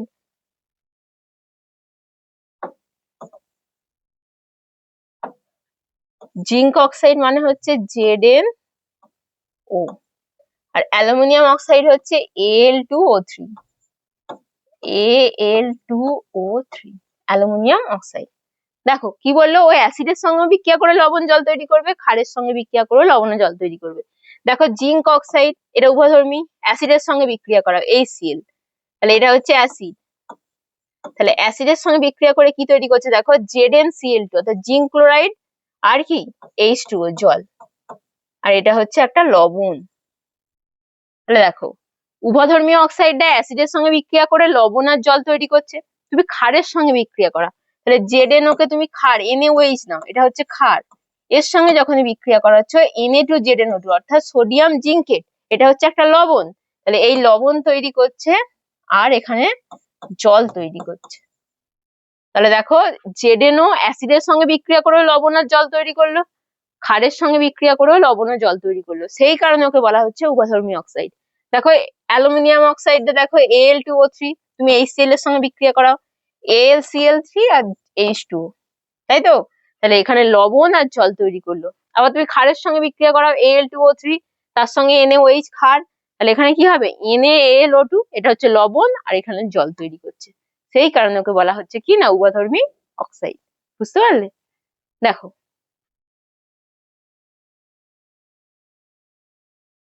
এবার দেখো CO2 SO2 NO2, এই যে অক্সাইড গুলো, এগুলো জলের আম্লিকতা বৃদ্ধি করে। কেন বলো তো, কারণ এগুলো হচ্ছে কি আম্লিক অক্সাইড, তাই এগুলো যখন জলের সঙ্গে মেশে এগুলো কি তৈরি করে, অ্যাসিড তৈরি করে, আর সেই অ্যাসিড গুলোই বৃষ্টির সঙ্গে আমাদের কি হয়, অ্যাসিড বৃষ্টি ঘটায়। দেখো এখানে কি লেখা আছে, CO2 NO2 SO2, এগুলো কি, এগুলো সব আম্লিক অক্সাইড, কারণ এগুলো কি অধাতব অক্সাইড, দেখতেই পাচ্ছ কার্বন সালফার নাইট্রোজেন, এগুলো সব অধাতব অক্সাইড, তার মানে ওগুলো আম্লিক অক্সাইড। বলছে এগুলো যখন জলে দ্রবীভূত হয়ে অ্যাসিড তৈরি করে, তাই তো, কারণ আম্লিক অক্সাইড জলে দ্রবীভূত হয়ে অ্যাসিড তৈরি করবে। তখন বলছে তার মানে ওদের জলীয় দ্রবণটা কি আম্লিক প্রকৃতির হবে। তখন এই গ্যাসগুলো যদি জলে দ্রবীভূত হয় তখন জলের আম্লিকতা বৃদ্ধি পাবে, কারণ ওদের জলীয় দ্রবণ কি আম্লিক। তাহলে জলীয় দ্রবণ যেহেতু আম্লিক, তাহলে ওকে জলে যখনই ওরা দ্রবীভূত হবে জলের আম্লিকতা বৃদ্ধি পাবে। যেটা তোমাদের দেখালাম যে কার্বন ডাই অক্সাইড CO2 এটা জলে দ্রবীভূত হয়ে যে অ্যাসিডটা তৈরি করে তার নাম কি কার্বনিক অ্যাসিড, যেটা H2CO3। আবার দেখো SO2 সালফার ডাই অক্সাইড, এটা কি হয় জলে দ্রবীভূত হয়ে সালফিউরাস অ্যাসিড উৎপন্ন করে। যেমন দেখো SO2 জলের সঙ্গে মিশে H2SO3 অ্যাসিড তৈরি করছে। আবার দেখো NO2 জলে দ্রবীভূত হয়ে কি নাইট্রিক অ্যাসিড তৈরি করে। দেখো NO2 জলের সঙ্গে মিশে HNO3 তৈরি করছে। তাহলে দেখো এই যে SO2 CO2 তারপরে NO2 এগুলো আম্লিক অক্সাইড, এগুলো জলের সঙ্গে মিশে কি করছে অ্যাসিড তৈরি করছে। এই অ্যাসিড গুলোই যখন বৃষ্টির জলের সঙ্গে আমাদের ভূপৃষ্ঠে নেমে আসবে তখনই সেটাকে আমরা বলবো অ্যাসিড বৃষ্টি।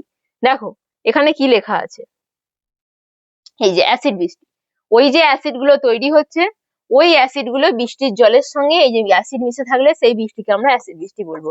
তার মানে আমরা দেখলাম যে ওই যে আম্লিক অক্সাইড গুলো আছে SO2 CO2 NO2 ওগুলো জলের সঙ্গে মিশে অ্যাসিড তৈরি করছে, এবং বৃষ্টির জলের সঙ্গে যদি সেই অ্যাসিড গুলো মিশে থাকে তখনই সেটাকে আমরা বলবো অ্যাসিড বৃষ্টি।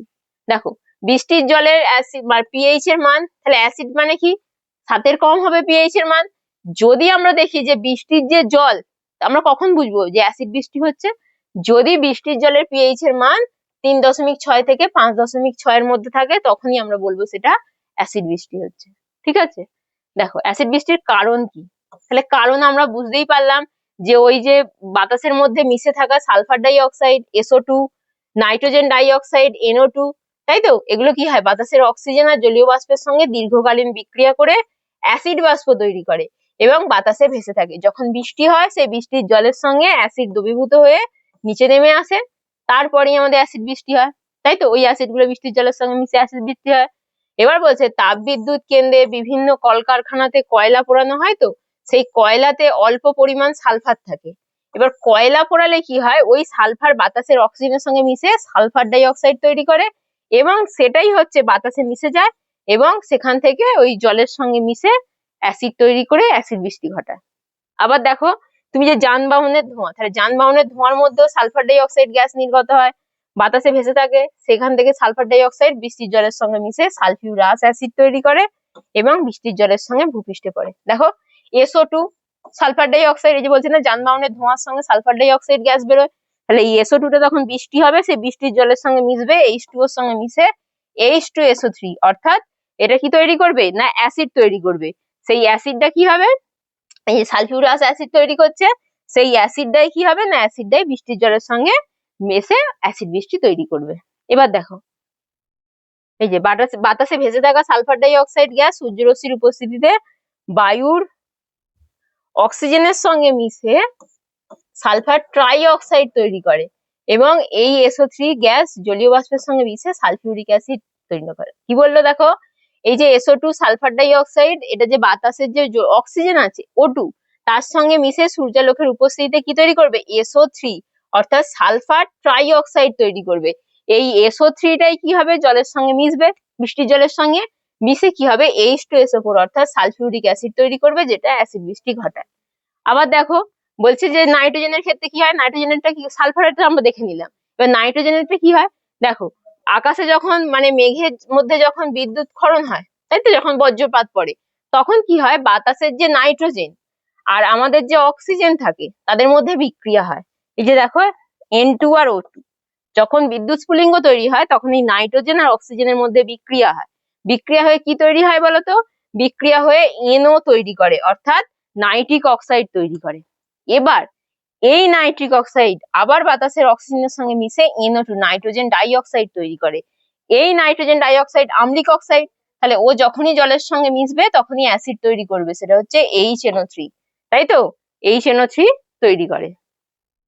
তাহলে দেখো এখানে কি বললো যে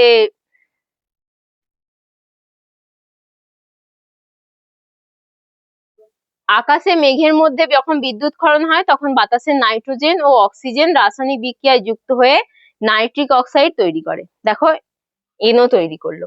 এবার বলছে এই নাইট্রিক অক্সাইড বাতাসের অক্সিজেনের দ্বারা জারিত হয়ে নাইট্রোজেন ডাই অক্সাইডে পরিণত হয়। এই যে NO টা অক্সিজেন দ্বারা জারিত হবে, NO2 তৈরি করবে, নাইট্রোজেন ডাই অক্সাইড। এবার বলছে বাতাসে মিশে থাকবে। এবার এছাড়া কলকারখানা, যানবাহন প্রভৃতির ধোঁয়াতেও তো নাইট্রোজেন ডাই অক্সাইড বেরোয়, sulphur die oxide, nitrogen die oxide, এগুলো যানবাহনের ধোঁয়াতেও পাওয়া যায়। তখন কি হবে, সেই NO2 টা বৃষ্টির জলের সঙ্গে যুক্ত হয়ে নাইট্রিক অ্যাসিডে পরিণত হয় এবং ভূপৃষ্ঠে পতিত হয়।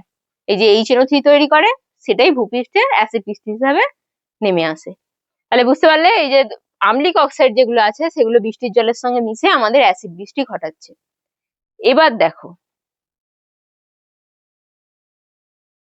এবারে অ্যাসিড বৃষ্টি তো হচ্ছে, এই অ্যাসিড বৃষ্টির ফলে আমাদের পরিবেশের উপর কি প্রভাব পড়ছে, আমাদের মানুষের ওপর, এছাড়া বিভিন্ন জিনিসপত্রের উপর এই অ্যাসিড বৃষ্টির প্রভাবটা কিভাবে পড়ছে দেখো।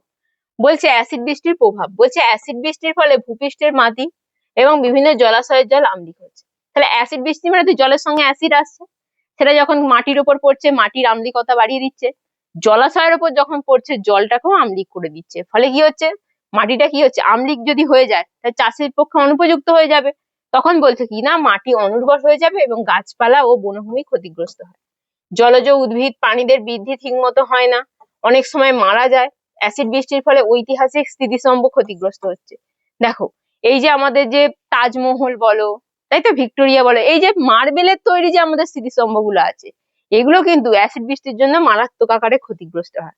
ঠিক আছে, সেটাকে আমরা বলছি, সেগুলোকে স্টোন ক্যান্সার বলা হচ্ছে, সেটা আমরা পরে বলছি। দেখো, বৃষ্টিতে থাকা সালফিউরিক অ্যাসিড মার্বেল পাথরের, তাই তো, মার্বেল পাথরের তৈরি ঐতিহাসিক স্মৃতিসৌধ যেমন তাজমহল, ভিক্টোরিয়া মেমোরিয়াল, আমেরিকা স্বাধীনতার মূর্তি প্রভৃতির সঙ্গে কি হয়, রাসায়নিক বিক্রিয়া করে। রাসায়নিক বিক্রিয়া কেন বলতো, কারণ মার্বেলের মেন উপাদান কি, ক্যালসিয়াম কার্বনেট। এই দেখো, মার্বেলের মেন উপাদান হচ্ছে ক্যালসিয়াম কার্বনেট, CaCO3। এর সঙ্গে কি হয় না, এর সঙ্গে ওই যে অ্যাসিড বৃষ্টির যে অ্যাসিড গুলো, ওই অ্যাসিড গুলো কি হয়, রাসায়নিক বিক্রিয়া করে।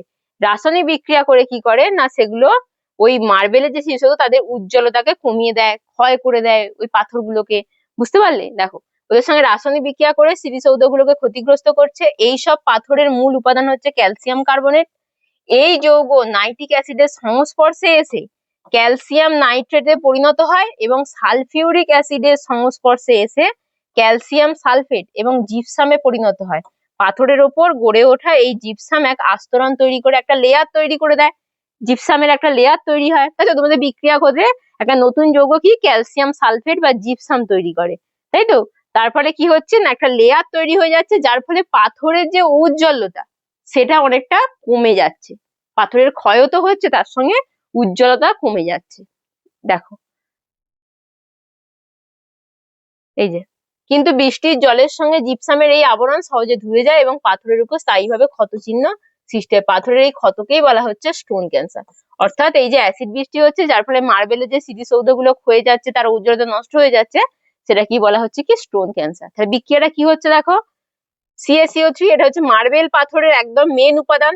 পাথরের মধ্যে এই যে ক্যালসিয়াম কার্বনেট থাকবে, আর ধরো HNO3 নাইট্রিক অ্যাসিড, তাই তো, এই যে NO2 বৃষ্টির জলের সঙ্গে মিশে নাইট্রিক অ্যাসিড তৈরি করছে। এই অ্যাসিড আর পাথরের যে ক্যালসিয়াম কার্বনেট এর মধ্যে বিক্রিয়া হবে, কি হবে, ক্যালসিয়াম নাইট্রেট CaNO3 এর একটা আস্তরণ ওই পাথরের উপর পড়ে যাবে, যার ফলে কি হচ্ছে হবে, আর জল তৈরি হবে, আর তার সঙ্গে কার্বন ডাই অক্সাইড গ্যাস তৈরি হবে, যার ফলে ওই লেয়ারটা কি করবে, ওই যে পাথরের উজ্জ্বলতাকে কমিয়ে দেবে এবং পাথরটাকে ক্ষয় হতে, মানে ক্ষয় করে দেবে পাথরটা।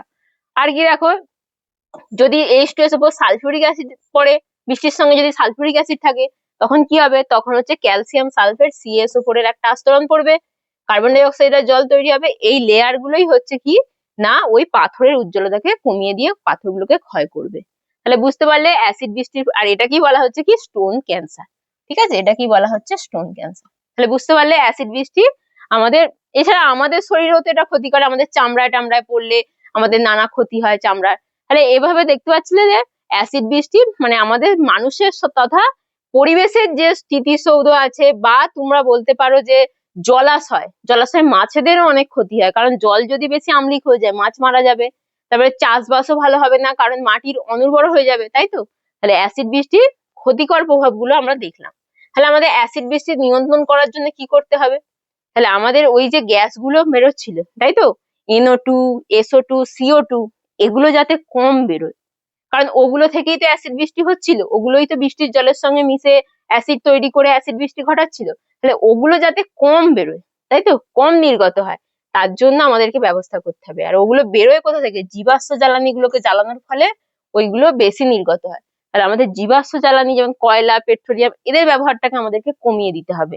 আর কি না, কলকারখানা থেকে যে এই যে NO2 এসে, আমরা দেখলাম যে যানবাহনের ধোঁয়া, কলকারখানার ধোঁয়া, এগুলো থেকে এই SO2 NO2 এগুলো নির্গত হচ্ছে। তাহলে আমাদেরকে এগুলো বন্ধ করতে হবে, যাতে এই গ্যাসগুলো আর কলকারখানা থেকে, যানবাহন থেকে না নির্গত হয়। তাহলে আমরা অ্যাসিড বৃষ্টি অনেকটা কমাতে পারবো। বুঝতে পারলে? দেখো,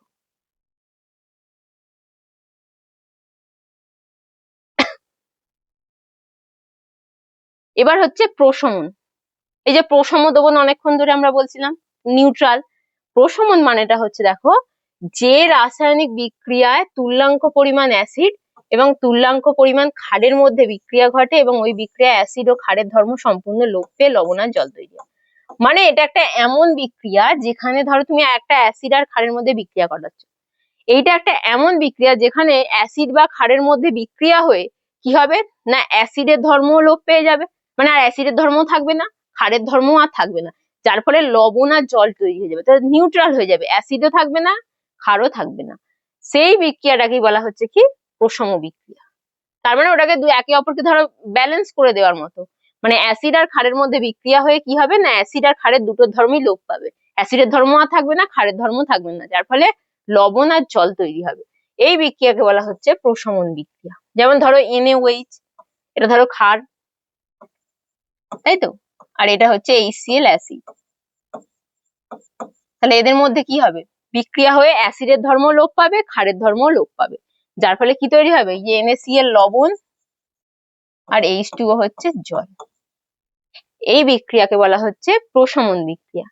দেখো, অ্যাসিডের জলীয়, এটা কেন হয় বলতো? দেখো, অ্যাসিডের জলীয় দ্রবণে আমরা কি জানি, অ্যাসিড মানে H+ আয়ন দেবে, ক্ষারের জলীয় দ্রবণ মানে কি, OH- আয়ন দেবে।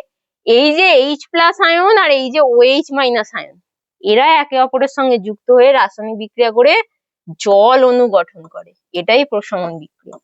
ওটাই বলছে যে ওর H+ আর এর OH- একে অপরের সঙ্গে রাসায়নিক বিক্রিয়া হবে, হয়ে জল তৈরি হবে। সেই কারণেই বলছে, দেখো, NaCl আর জল তৈরি হচ্ছে। দেখো, প্রথমে HCl, এর H+ আর Cl, তাই তো, Cl-, H+, Cl-। দেখো NaOH, তাহলে Na+, OH-। এবার দেখো, এদের মধ্যে তুমি যখন বিক্রিয়া করাচ্ছ অ্যাসিড আর ক্ষার, তাহলে HCl আর NaOH এর মধ্যে বিক্রিয়া করাচ্ছ, কি তৈরি হবে, NaCl তৈরি হবে, তাই তো, NaCl। তাহলে NaCl এর মধ্যে Na+, Cl- হয়। আর কি তৈরি হবে, এই যে H+ আর এই যে OH-, এই দুটো একে অপরের সঙ্গে যুক্ত হয়ে H2O জল তৈরি করবে। এটাই বলা হচ্ছে কি, প্রশমন বিক্রিয়া। অর্থাৎ এই যে যে রাসায়নিক বিক্রিয়ায় অ্যাসিড থেকে উৎপন্ন H+ আয়ন ক্ষার থেকে উৎপন্ন OH- আয়নের সঙ্গে যুক্ত হয়ে জলের অণু তৈরি করে, মানে যেখানে অ্যাসিডের H+ আর ক্ষারের OH- যুক্ত হয়ে জল তৈরি করে, তাকেই বলা হচ্ছে কি না, সেটাকেই বলা হচ্ছে প্রশমন ক্রিয়া। বুঝতে পারলে? মানে নিউট্রাল হয়ে যাবে, এখানে অ্যাসিডের ধর্মও থাকবে না, ক্ষারের ধর্মও থাকবে না। বুঝতে পারলে? দেখো, এবার দেখো, অ্যাসিড ও ক্ষারের প্রশমন ক্রিয়ার প্রশমন ক্ষণ নির্ণয় করার জন্য নির্দেশক ব্যবহার করা হয়। তবে অ্যাসিড ও তীব্রতা বিবেচনা করে, মানে আমরা তো জানি সব অ্যাসিড সমান নয়, কেউ তীব্র অ্যাসিড আছে, মৃদু অ্যাসিড আছে, তীব্র ক্ষার, মৃদু ক্ষার, তার উপর নির্ভর করে, মানে একটা নির্দেশকই কিন্তু সবকটাকে নির্দেশ করে না। এই যে বলছে, দেখো, যে কোনো নির্দেশক ব্যবহার করা যায় না, তাই তো, কোনো, মানে এই যে কোনো ধরনের প্রশমনের জন্য কোন ধরনের নির্দেশক উপযোগী, সেটা প্রশমন ক্রিয়ার প্রশমন ক্ষণ নির্দেশের জন্য যে কোনো নির্দেশক ব্যবহার করা যায় না। কার ক্ষেত্রে কেমন নির্দেশক ব্যবহার করতে, মানে কেমন অ্যাসিড নিলে, কেমন ক্ষার নিলে কেমন নির্দেশক ব্যবহার করতে হয়, সেটা দেখো এখানে কি লেখা আছে। দেখো, যদি তীব্র অ্যাসিড আর তীব্র ক্ষারের মধ্যে আমি প্রশমন বিক্রিয়া ঘটাই, যেমন ধরো একটা নিচে তীব্র অ্যাসিড HCl আর তীব্র ক্ষার নিয়েছে NaOH, তাহলে এদের মধ্যে যখন আমরা প্রশমন বিক্রিয়া ঘটাবো, তখন আমরা যে মানে নির্দেশকটাকে নির্বাচন করবো, সেটা যে কোনো নির্দেশক হতে পারে, তাই তো, এর আলাদা করে নয়। মানে আমি নির্দেশক, যে মিথাইল, অরেঞ্জ, ফেনফথেলিন, মানে যে কোনো একটা নিলেই হবে, যদি আমি তীব্র অ্যাসিড আর তীব্র ক্ষারের মধ্যে প্রশমন ক্রিয়া করাই। এবার দেখো, যদি আমি তীব্র অ্যাসিড নিই, মৃদু ক্ষার নিই, মানে H2SO4, এটা তীব্র অ্যাসিড, আর NH4, ওই যে অ্যামোনিয়াম হাইড্রোক্সাইড, এটা হচ্ছে মৃদু ক্ষার। তাহলে তীব্র অ্যাসিড, মৃদু ক্ষার, তখন আমাদের যে নির্দেশকটা নিতে হয়, সেটা হচ্ছে কি মিথাইল অরেঞ্জ বা মিথাইল রেড। আবার দেখো যদি আমি মৃদু অ্যাসিড নিই, তীব্র ক্ষার নিই, তাহলে ক্ষার যদি আমার তীব্র হয় যেমন NaOH আর অ্যাসিডটা মৃদু CH3COOH, তখন আমাদের যে নির্দেশক নিতে হবে সেটা হচ্ছে ফেনপথ্যালিন। আবার দেখো যদি আমি মৃদু অ্যাসিড আর মৃদু ক্ষার মানে CH3COOH দুটোই মৃদু NH4OH, তখন কোনো উপযুক্ত নির্দেশক নেই। তার জন্য কোনো মানে এমন কোনো নির্দেশক উপযুক্ত নেই যেটা আমরা ব্যবহার করব। তাহলে দেখো আমরা যদি তীব্র অ্যাসিড তীব্র ক্ষার ব্যবহার করি তখন আমাদের যে কোনো নির্দেশক নিলেই হবে। যদি আমরা অ্যাসিডটা তীব্র নিই কিন্তু ক্ষারটাকে মৃদু নিই, তখন যদি প্রশমন ক্রিয়া ঘটাই, তখন কিন্তু আমাদের নির্দেশক মিথাইল অরেঞ্জ বা মিথাইল রেড ব্যবহার করতে হবে। যদি আমরা অ্যাসিডটা মৃদু নিই, ক্ষারটা তীব্র নিই, তখন আমাদের নির্দেশক ফেনপথ্যালিন নিতে হবে। আর যদি আমরা মৃদু অ্যাসিড আর মৃদু দুটোই মৃদু, তখন আমাদের কোনো উপযুক্ত এরকম নির্দেশক নেই যেটা আমরা ব্যবহার করবো। বুঝতে পারলে? এবার দেখো, এবার হচ্ছে কি, এবার একটা জিনিসের তোমাদের টাইট্রেশন। সেটা কি জিনিস সেটা বলছে দেখো, অ্যাসিডের সাহায্যে ক্ষারকে বা ক্ষারের সাহায্যে অ্যাসিডকে প্রশমিত করার পদ্ধতিকে বলা হচ্ছে টাইট্রেশন। অর্থাৎ এখানে একটা মানে পরীক্ষা করা হয় ল্যাবে, যেখানে অ্যাসিডের সাহায্যে ক্ষারকে প্রশমিত করা হয় বা ক্ষারের সাহায্যে অ্যাসিডকে প্রশমিত করা হয়, সেই প্রসেসটাকে বলা হচ্ছে কি না টাইট্রেশন। ঠিক আছে, এগুলো তোমরা 11-এ উঠলে তোমরা যখন প্র্যাকটিক্যাল করবে তখন এগুলো তোমরা এই টাইট্রেশন পদ্ধতিতে জানতে পারবে। দেখো নেক্সট, দেখো এবার হচ্ছে অ্যান্টাসিড। দেখো আমরা আমরা সবাই জানি অ্যাসিডিটি জিনিসটা কি। আমাদের কি হয়, আমাদের শরীরে যদি মানে অ্যাসিডের মানে অ্যাসিড পাকস্থলীতে কি হয়, পাকস্থলীতে HCl থাকে আমরা জানি, যেটা আমাদের খাদ্যকে পাচন করতে সাহায্য করে, তাই তো? পাকস্থলীর মধ্যেও আমাদের অ্যাসিড থাকে যেটা হচ্ছে HCl, যেটা আমাদের খাদ্যকে পাচন করতে সাহায্য করে। এবার যদি অ্যাসিডের পরিমাণটা বেড়ে যায় তখন আমাদের সমস্যা দেখা যায়। যে কোনো জিনিস বেড়ে গেলে কি হবে, বা প্রয়োজনের থেকে বেড়ে গেলেও ক্ষতি, প্রয়োজনের থেকে কম থাকলেও ক্ষতি। তাহলে যদি আমাদের শরীরে অ্যাসিডের পরিমাণটা বেড়ে যায় তখন কি হবে, আমাদের বুক জ্বালা করে, পেট জ্বালা করে, তাই তো? সেটাকে আমরা কি বলি, অ্যাসিডিটি বলি। তাহলে অ্যাসিডিটি জিনিসটা কি, দেখো আমরা যেসব খাবার খাই সেগুলো আমাদের পাকস্থলীতে যায় তো পাচন হওয়ার জন্য। এবার বিভিন্ন গ্রন্থি থেকে বিভিন্ন রস, পাচক রস নিঃসৃত হয় যেটা আমাদের হজম হতে সাহায্য করে। এই পাকস্থলীর পাচক রসের মধ্যে একটা থাকে HCl, যেটা আমরা জানি কি অ্যাসিড, হাইড্রোক্লোরিক অ্যাসিড। এর pH এর মান 2 থেকে 3। এটা খাবার হজমে একটা গুরুত্বপূর্ণ ভূমিকা পালন করে। এই অ্যাসিডটা কিন্তু আমাদের ভালোই কাজ করে, মানে ভালো কাজে লাগে, আমাদের খাবার হজম করতে সাহায্য করে। কিন্তু যদি এটা বেশি পরিমাণে হয়ে যায়, অর্থাৎ আমরা যদি বেশি তেল মশলা যুক্ত আমরা খাবার ব্যবহার করি, তখন কি হয়, এই HCl এর পরিমাণটা বেশি হয়ে যায়, মানে বেশি করে HCl নিঃসরণ হয়। তাহলে তখন হাইড্রোক্লোরিক অ্যাসিডের নিঃসরণ বেড়ে যায়। তখনই আমাদের শরীরে কি হয়, অ্যাসিডের পরিমাণ বেড়ে যায় মানে আমাদের অস্বস্তি হবে। তখনই আমাদের কি হয়, বুক জ্বালা করে, চোঁয়া ঢেকুর ওঠে, তাই তো, বমি বমি ভাব হয়। তখনই সেটাকে আমরা বলি আমাদের অম্বল হয়েছে বা অ্যাসিডিটি হয়েছে। তখন আমরা ডাক্তারবাবুর কাছে যাই, ডাক্তারবাবু কি দেয়, ডাক্তারবাবু আমাদের অ্যান্টাসিড দেয়। তাহলে অ্যান্টাসিডটা কি, দেখো অ্যান্টাসিড খেলেই আমাদের অ্যাসিডিটি কমে যায়। তার মানে অ্যাসিডিটি মানে আমাদের শরীরে অ্যাসিডের পরিমাণ বেড়ে গিয়েছিল। তাহলে আমাদের অ্যাসিড বেড়ে যাওয়া মানে আমরা কি জানি, অ্যাসিডকে প্রশমিত করে কে, ক্ষার, তাই তো? তাহলে ডাক্তার আমাদের যে অ্যান্টাসিডটা দিল তার মানে সেটা নিশ্চয়ই ক্ষার ছিল, তবেই তো সেটা অ্যাসিডকে প্রশমিত করে দিল বলে আমাদের অ্যাসিডিটিটা কমে গেল। তাহলে দেখো ডাক্তারবাবুরা কি করে, তখন আমাদের অ্যান্টাসিড খেতে পরামর্শ দেন।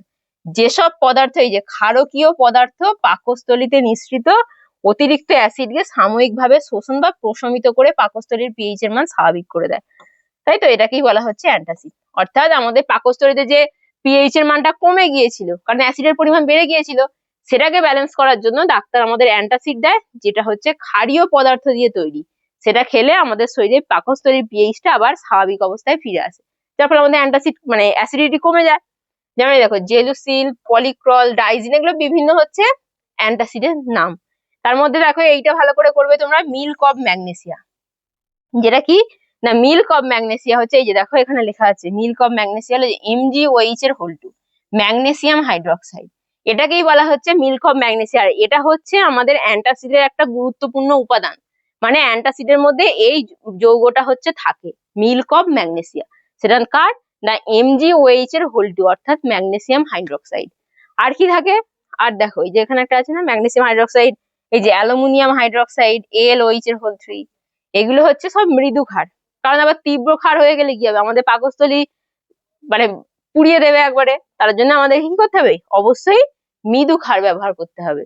তাহলে তার মধ্যে কি থাকে উপাদানগুলো, না আমাদের যে অ্যান্টাসিড খাই তার মধ্যে মৃদু ক্ষারের যে উপাদানগুলো থাকে সেটা হচ্ছে, এক হচ্ছে মিল্ক অফ ম্যাগনেসিয়াম MgOH এর হোল 2 ম্যাগনেসিয়াম হাইড্রোক্সাইড, আর একটা হচ্ছে অ্যালুমিনিয়াম হাইড্রোক্সাইড যেটা AlOH এর হোল 3। বুঝতে পারলে? তাহলে এইটাই হচ্ছে অ্যান্টাসিড। অ্যান্টাসিড হচ্ছে একটা ক্ষারীয় পদার্থ যেটা আমাদের শরীরে যখন অ্যাসিডের পরিমাণ বেড়ে যায় সেটাকে প্রশমিত করার জন্য আমরা ব্যবহার করি। দেখো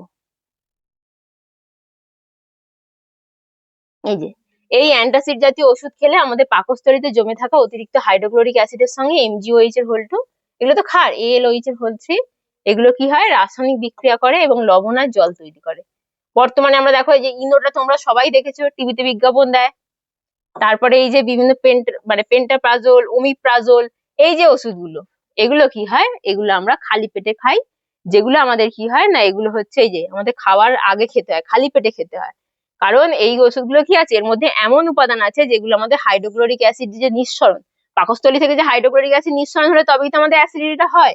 এইগুলো কি করে, এই যে আমাদের ইনো টিনো যেগুলো যে বলো, ওমিপ্রাজোল, এই ওষুধগুলোর মধ্যে এমন উপাদান থাকে যেগুলো এই HCl এর নিঃসরণটাকে কি করে, অনেকটা নিয়ন্ত্রণ করে, যার ফলে ওটা কম হয়। অ্যাসিডের নিঃসরণটা কমে গেলে আমাদের অম্বল বা অ্যাসিডিটিটা কমে যায়। বুঝতে পারলে? দেখো এই যে অ্যাসিডিটি দূর হয়ে যায়। এবার দেখো অ্যান্টাসিড দু রকমের আছে, কি কি, একটা হচ্ছে সিস্টেমিক অ্যান্টাসিড, দেখো একটা হচ্ছে সিস্টেমিক অ্যান্টাসিড আর একটা হচ্ছে নন সিস্টেমিক অ্যান্টাসিড।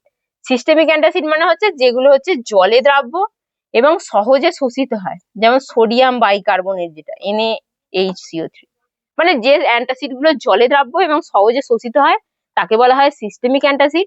আর তার উল্টোটা হবে, যেগুলো জলে অদ্রাব্য সেগুলোকে বলা হয় নন সিস্টেমিক অ্যান্টাসিড, যেমন অ্যালুমিনিয়াম হাইড্রোক্সাইড, ম্যাগনেসিয়াম হাইড্রোক্সাইড, যেগুলো আমরা পড়লাম, AlOH এর হোল 3, MgOH এর হোল 2, তাই তো, ম্যাগনেসিয়াম হাইড্রোক্সাইড বা মিল্ক অফ ম্যাগনেসিয়া, এগুলো হচ্ছে জলে অদ্রাব্য, তাই এদেরকে নন সিস্টেমিক অ্যান্টাসিড বলে। আর যেগুলো জলে দ্রাব্য সেগুলোকে সিস্টেমিক অ্যান্টাসিড বলে। বুঝতে পারলে? চলো এবার দেখো, এতক্ষণ আমরা বলছিলাম না অ্যাসিড আর ক্ষার বিক্রিয়া করে লবণ তৈরি হয়, লবণ তৈরি হয়, লবণ। এবার দেখো লবণটা কি বলছে, বহুল প্রচলিত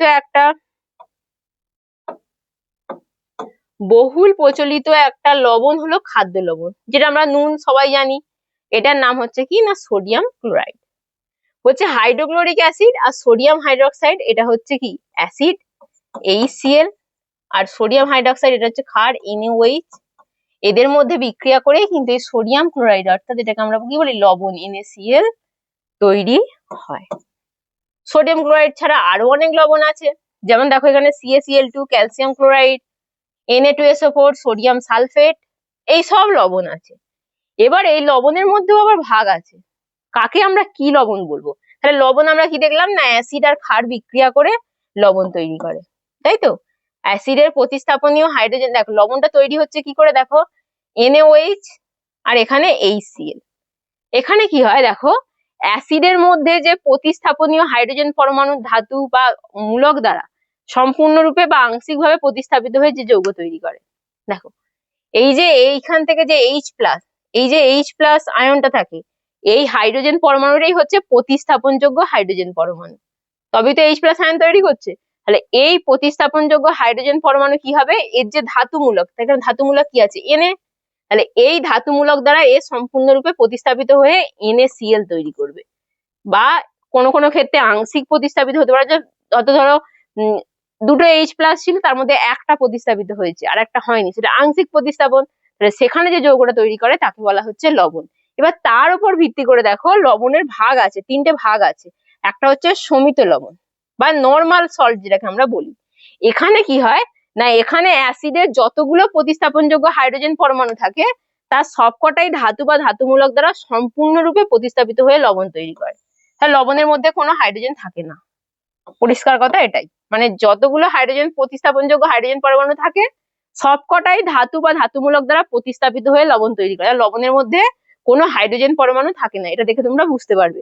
যেমন দেখো সোডিয়াম ক্লোরাইড NaCl, এর মধ্যে তো কোনো হাইড্রোজেন পরমাণু নেই, তার মানে এর মধ্যে যে প্রতিস্থাপনযোগ্য হাইড্রোজেন পরমাণু ছিল তার মধ্যে অ্যাসিডের মধ্যে সেই সবকটা হাইড্রোজেন পরমাণু প্রতিস্থাপিত হয়ে এই ধাতুমূলক দ্বারা প্রতিস্থাপন হয়ে গেছে।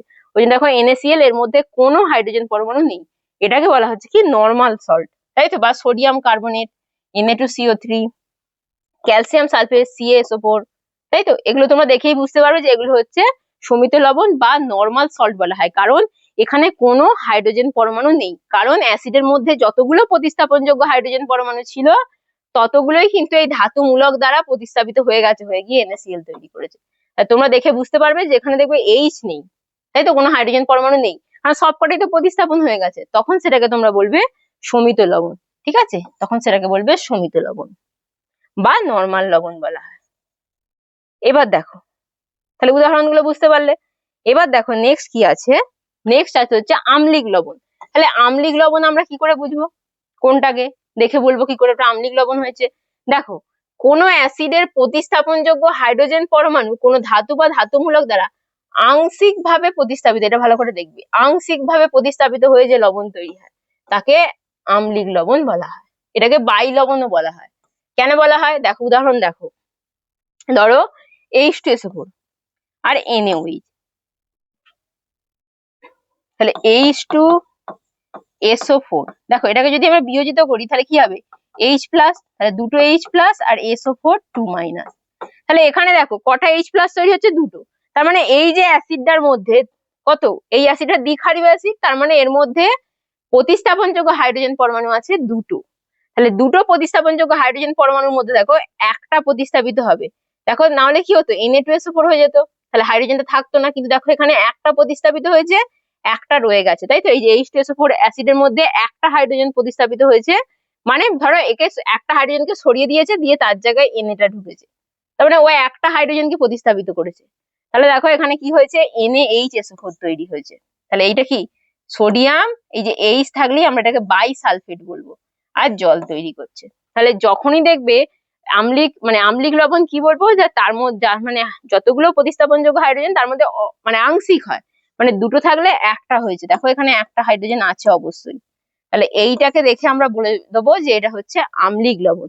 আর এটা যেহেতু নাম হচ্ছে বাই সালফেট, সেই জন্য এটাকে বাই লবণও বলা হয়। মানে দেখো এই যে সালফিউরিক অ্যাসিডে প্রতিস্থাপনীয় দুটো হাইড্রোজেন পরমাণুর মধ্যে একটা পরমাণু সোডিয়াম পরমাণু দ্বারা প্রতিস্থাপিত হয়ে সোডিয়াম বাই সালফেট তৈরি করে, এই জন্য এটাকে বলা হয় আম্লিক লবণ।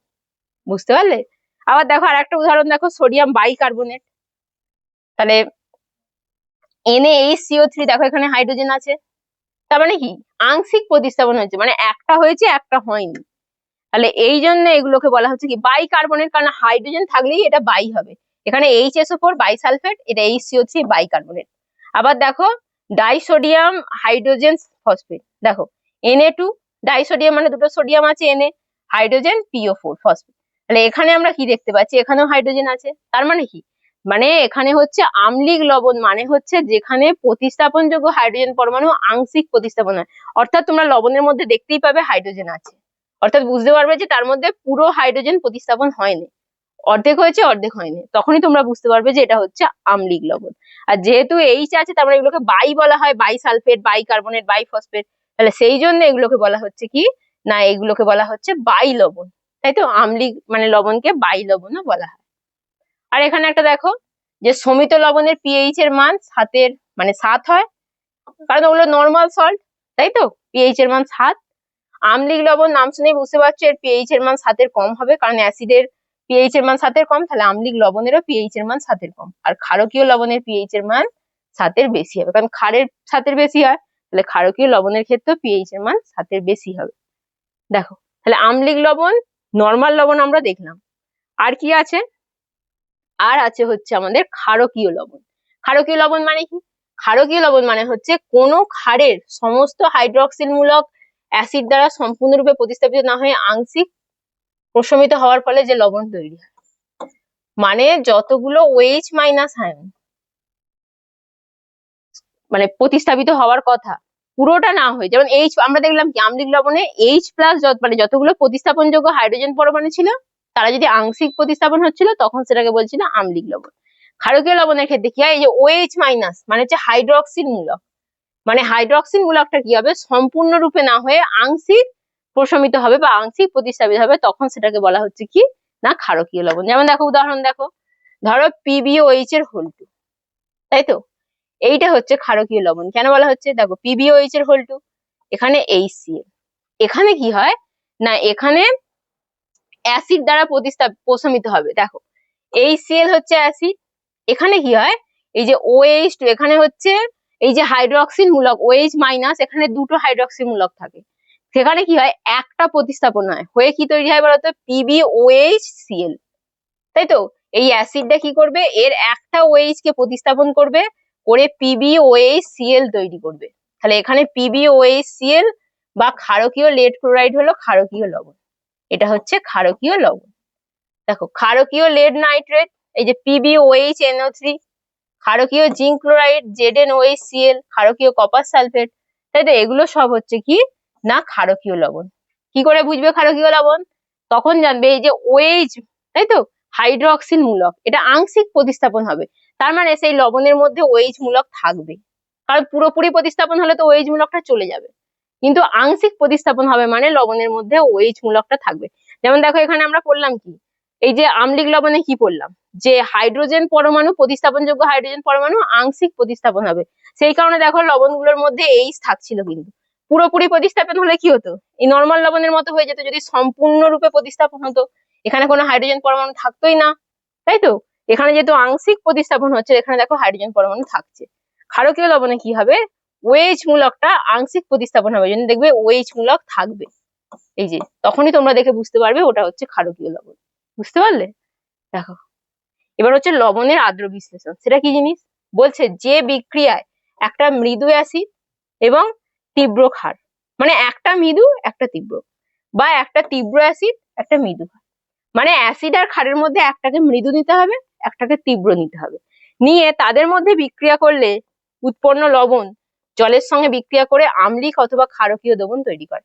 মানে এই যে তীব্র অ্যাসিড বা মৃদু ক্ষার বা মৃদু অ্যাসিড তীব্র ক্ষার, যে কোনো একটা তীব্র আর একটা মৃদু, এদের মধ্যে যখন বিক্রিয়া করে যে লবণটা তৈরি হবে, সেটাকে জলের সঙ্গে বিক্রিয়া করালে আম্লিক বা ক্ষারকীয় দ্রবণ তৈরি করে, সেই বিক্রিয়াটা কি বলা হচ্ছে লবণের আদ্র বিশ্লেষণ। মানে লবণ তৈরি হলো, লবণ তৈরি হওয়ার পর তার সঙ্গে তুমি জলের বিক্রিয়া করালে, করতেই আম্লিক দ্রবণ বা ক্ষারকীয় দ্রবণ তৈরি হলো, এটাকেই বলা হচ্ছে কি লবণের আদ্র বিশ্লেষণ।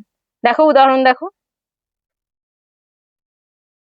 দেখো তীব্র ক্ষার মৃদু অ্যাসিড, বললাম না একটা তীব্র হবে একটা মৃদু হবে। দেখো তাহলে তীব্র ক্ষার নাও NaOH, মৃদু অ্যাসিড নাও H2CO3, তাই তো, কার্বনিক অ্যাসিড। তাহলে NaOH তীব্র ক্ষার আর H2CO3 মৃদু অ্যাসিড।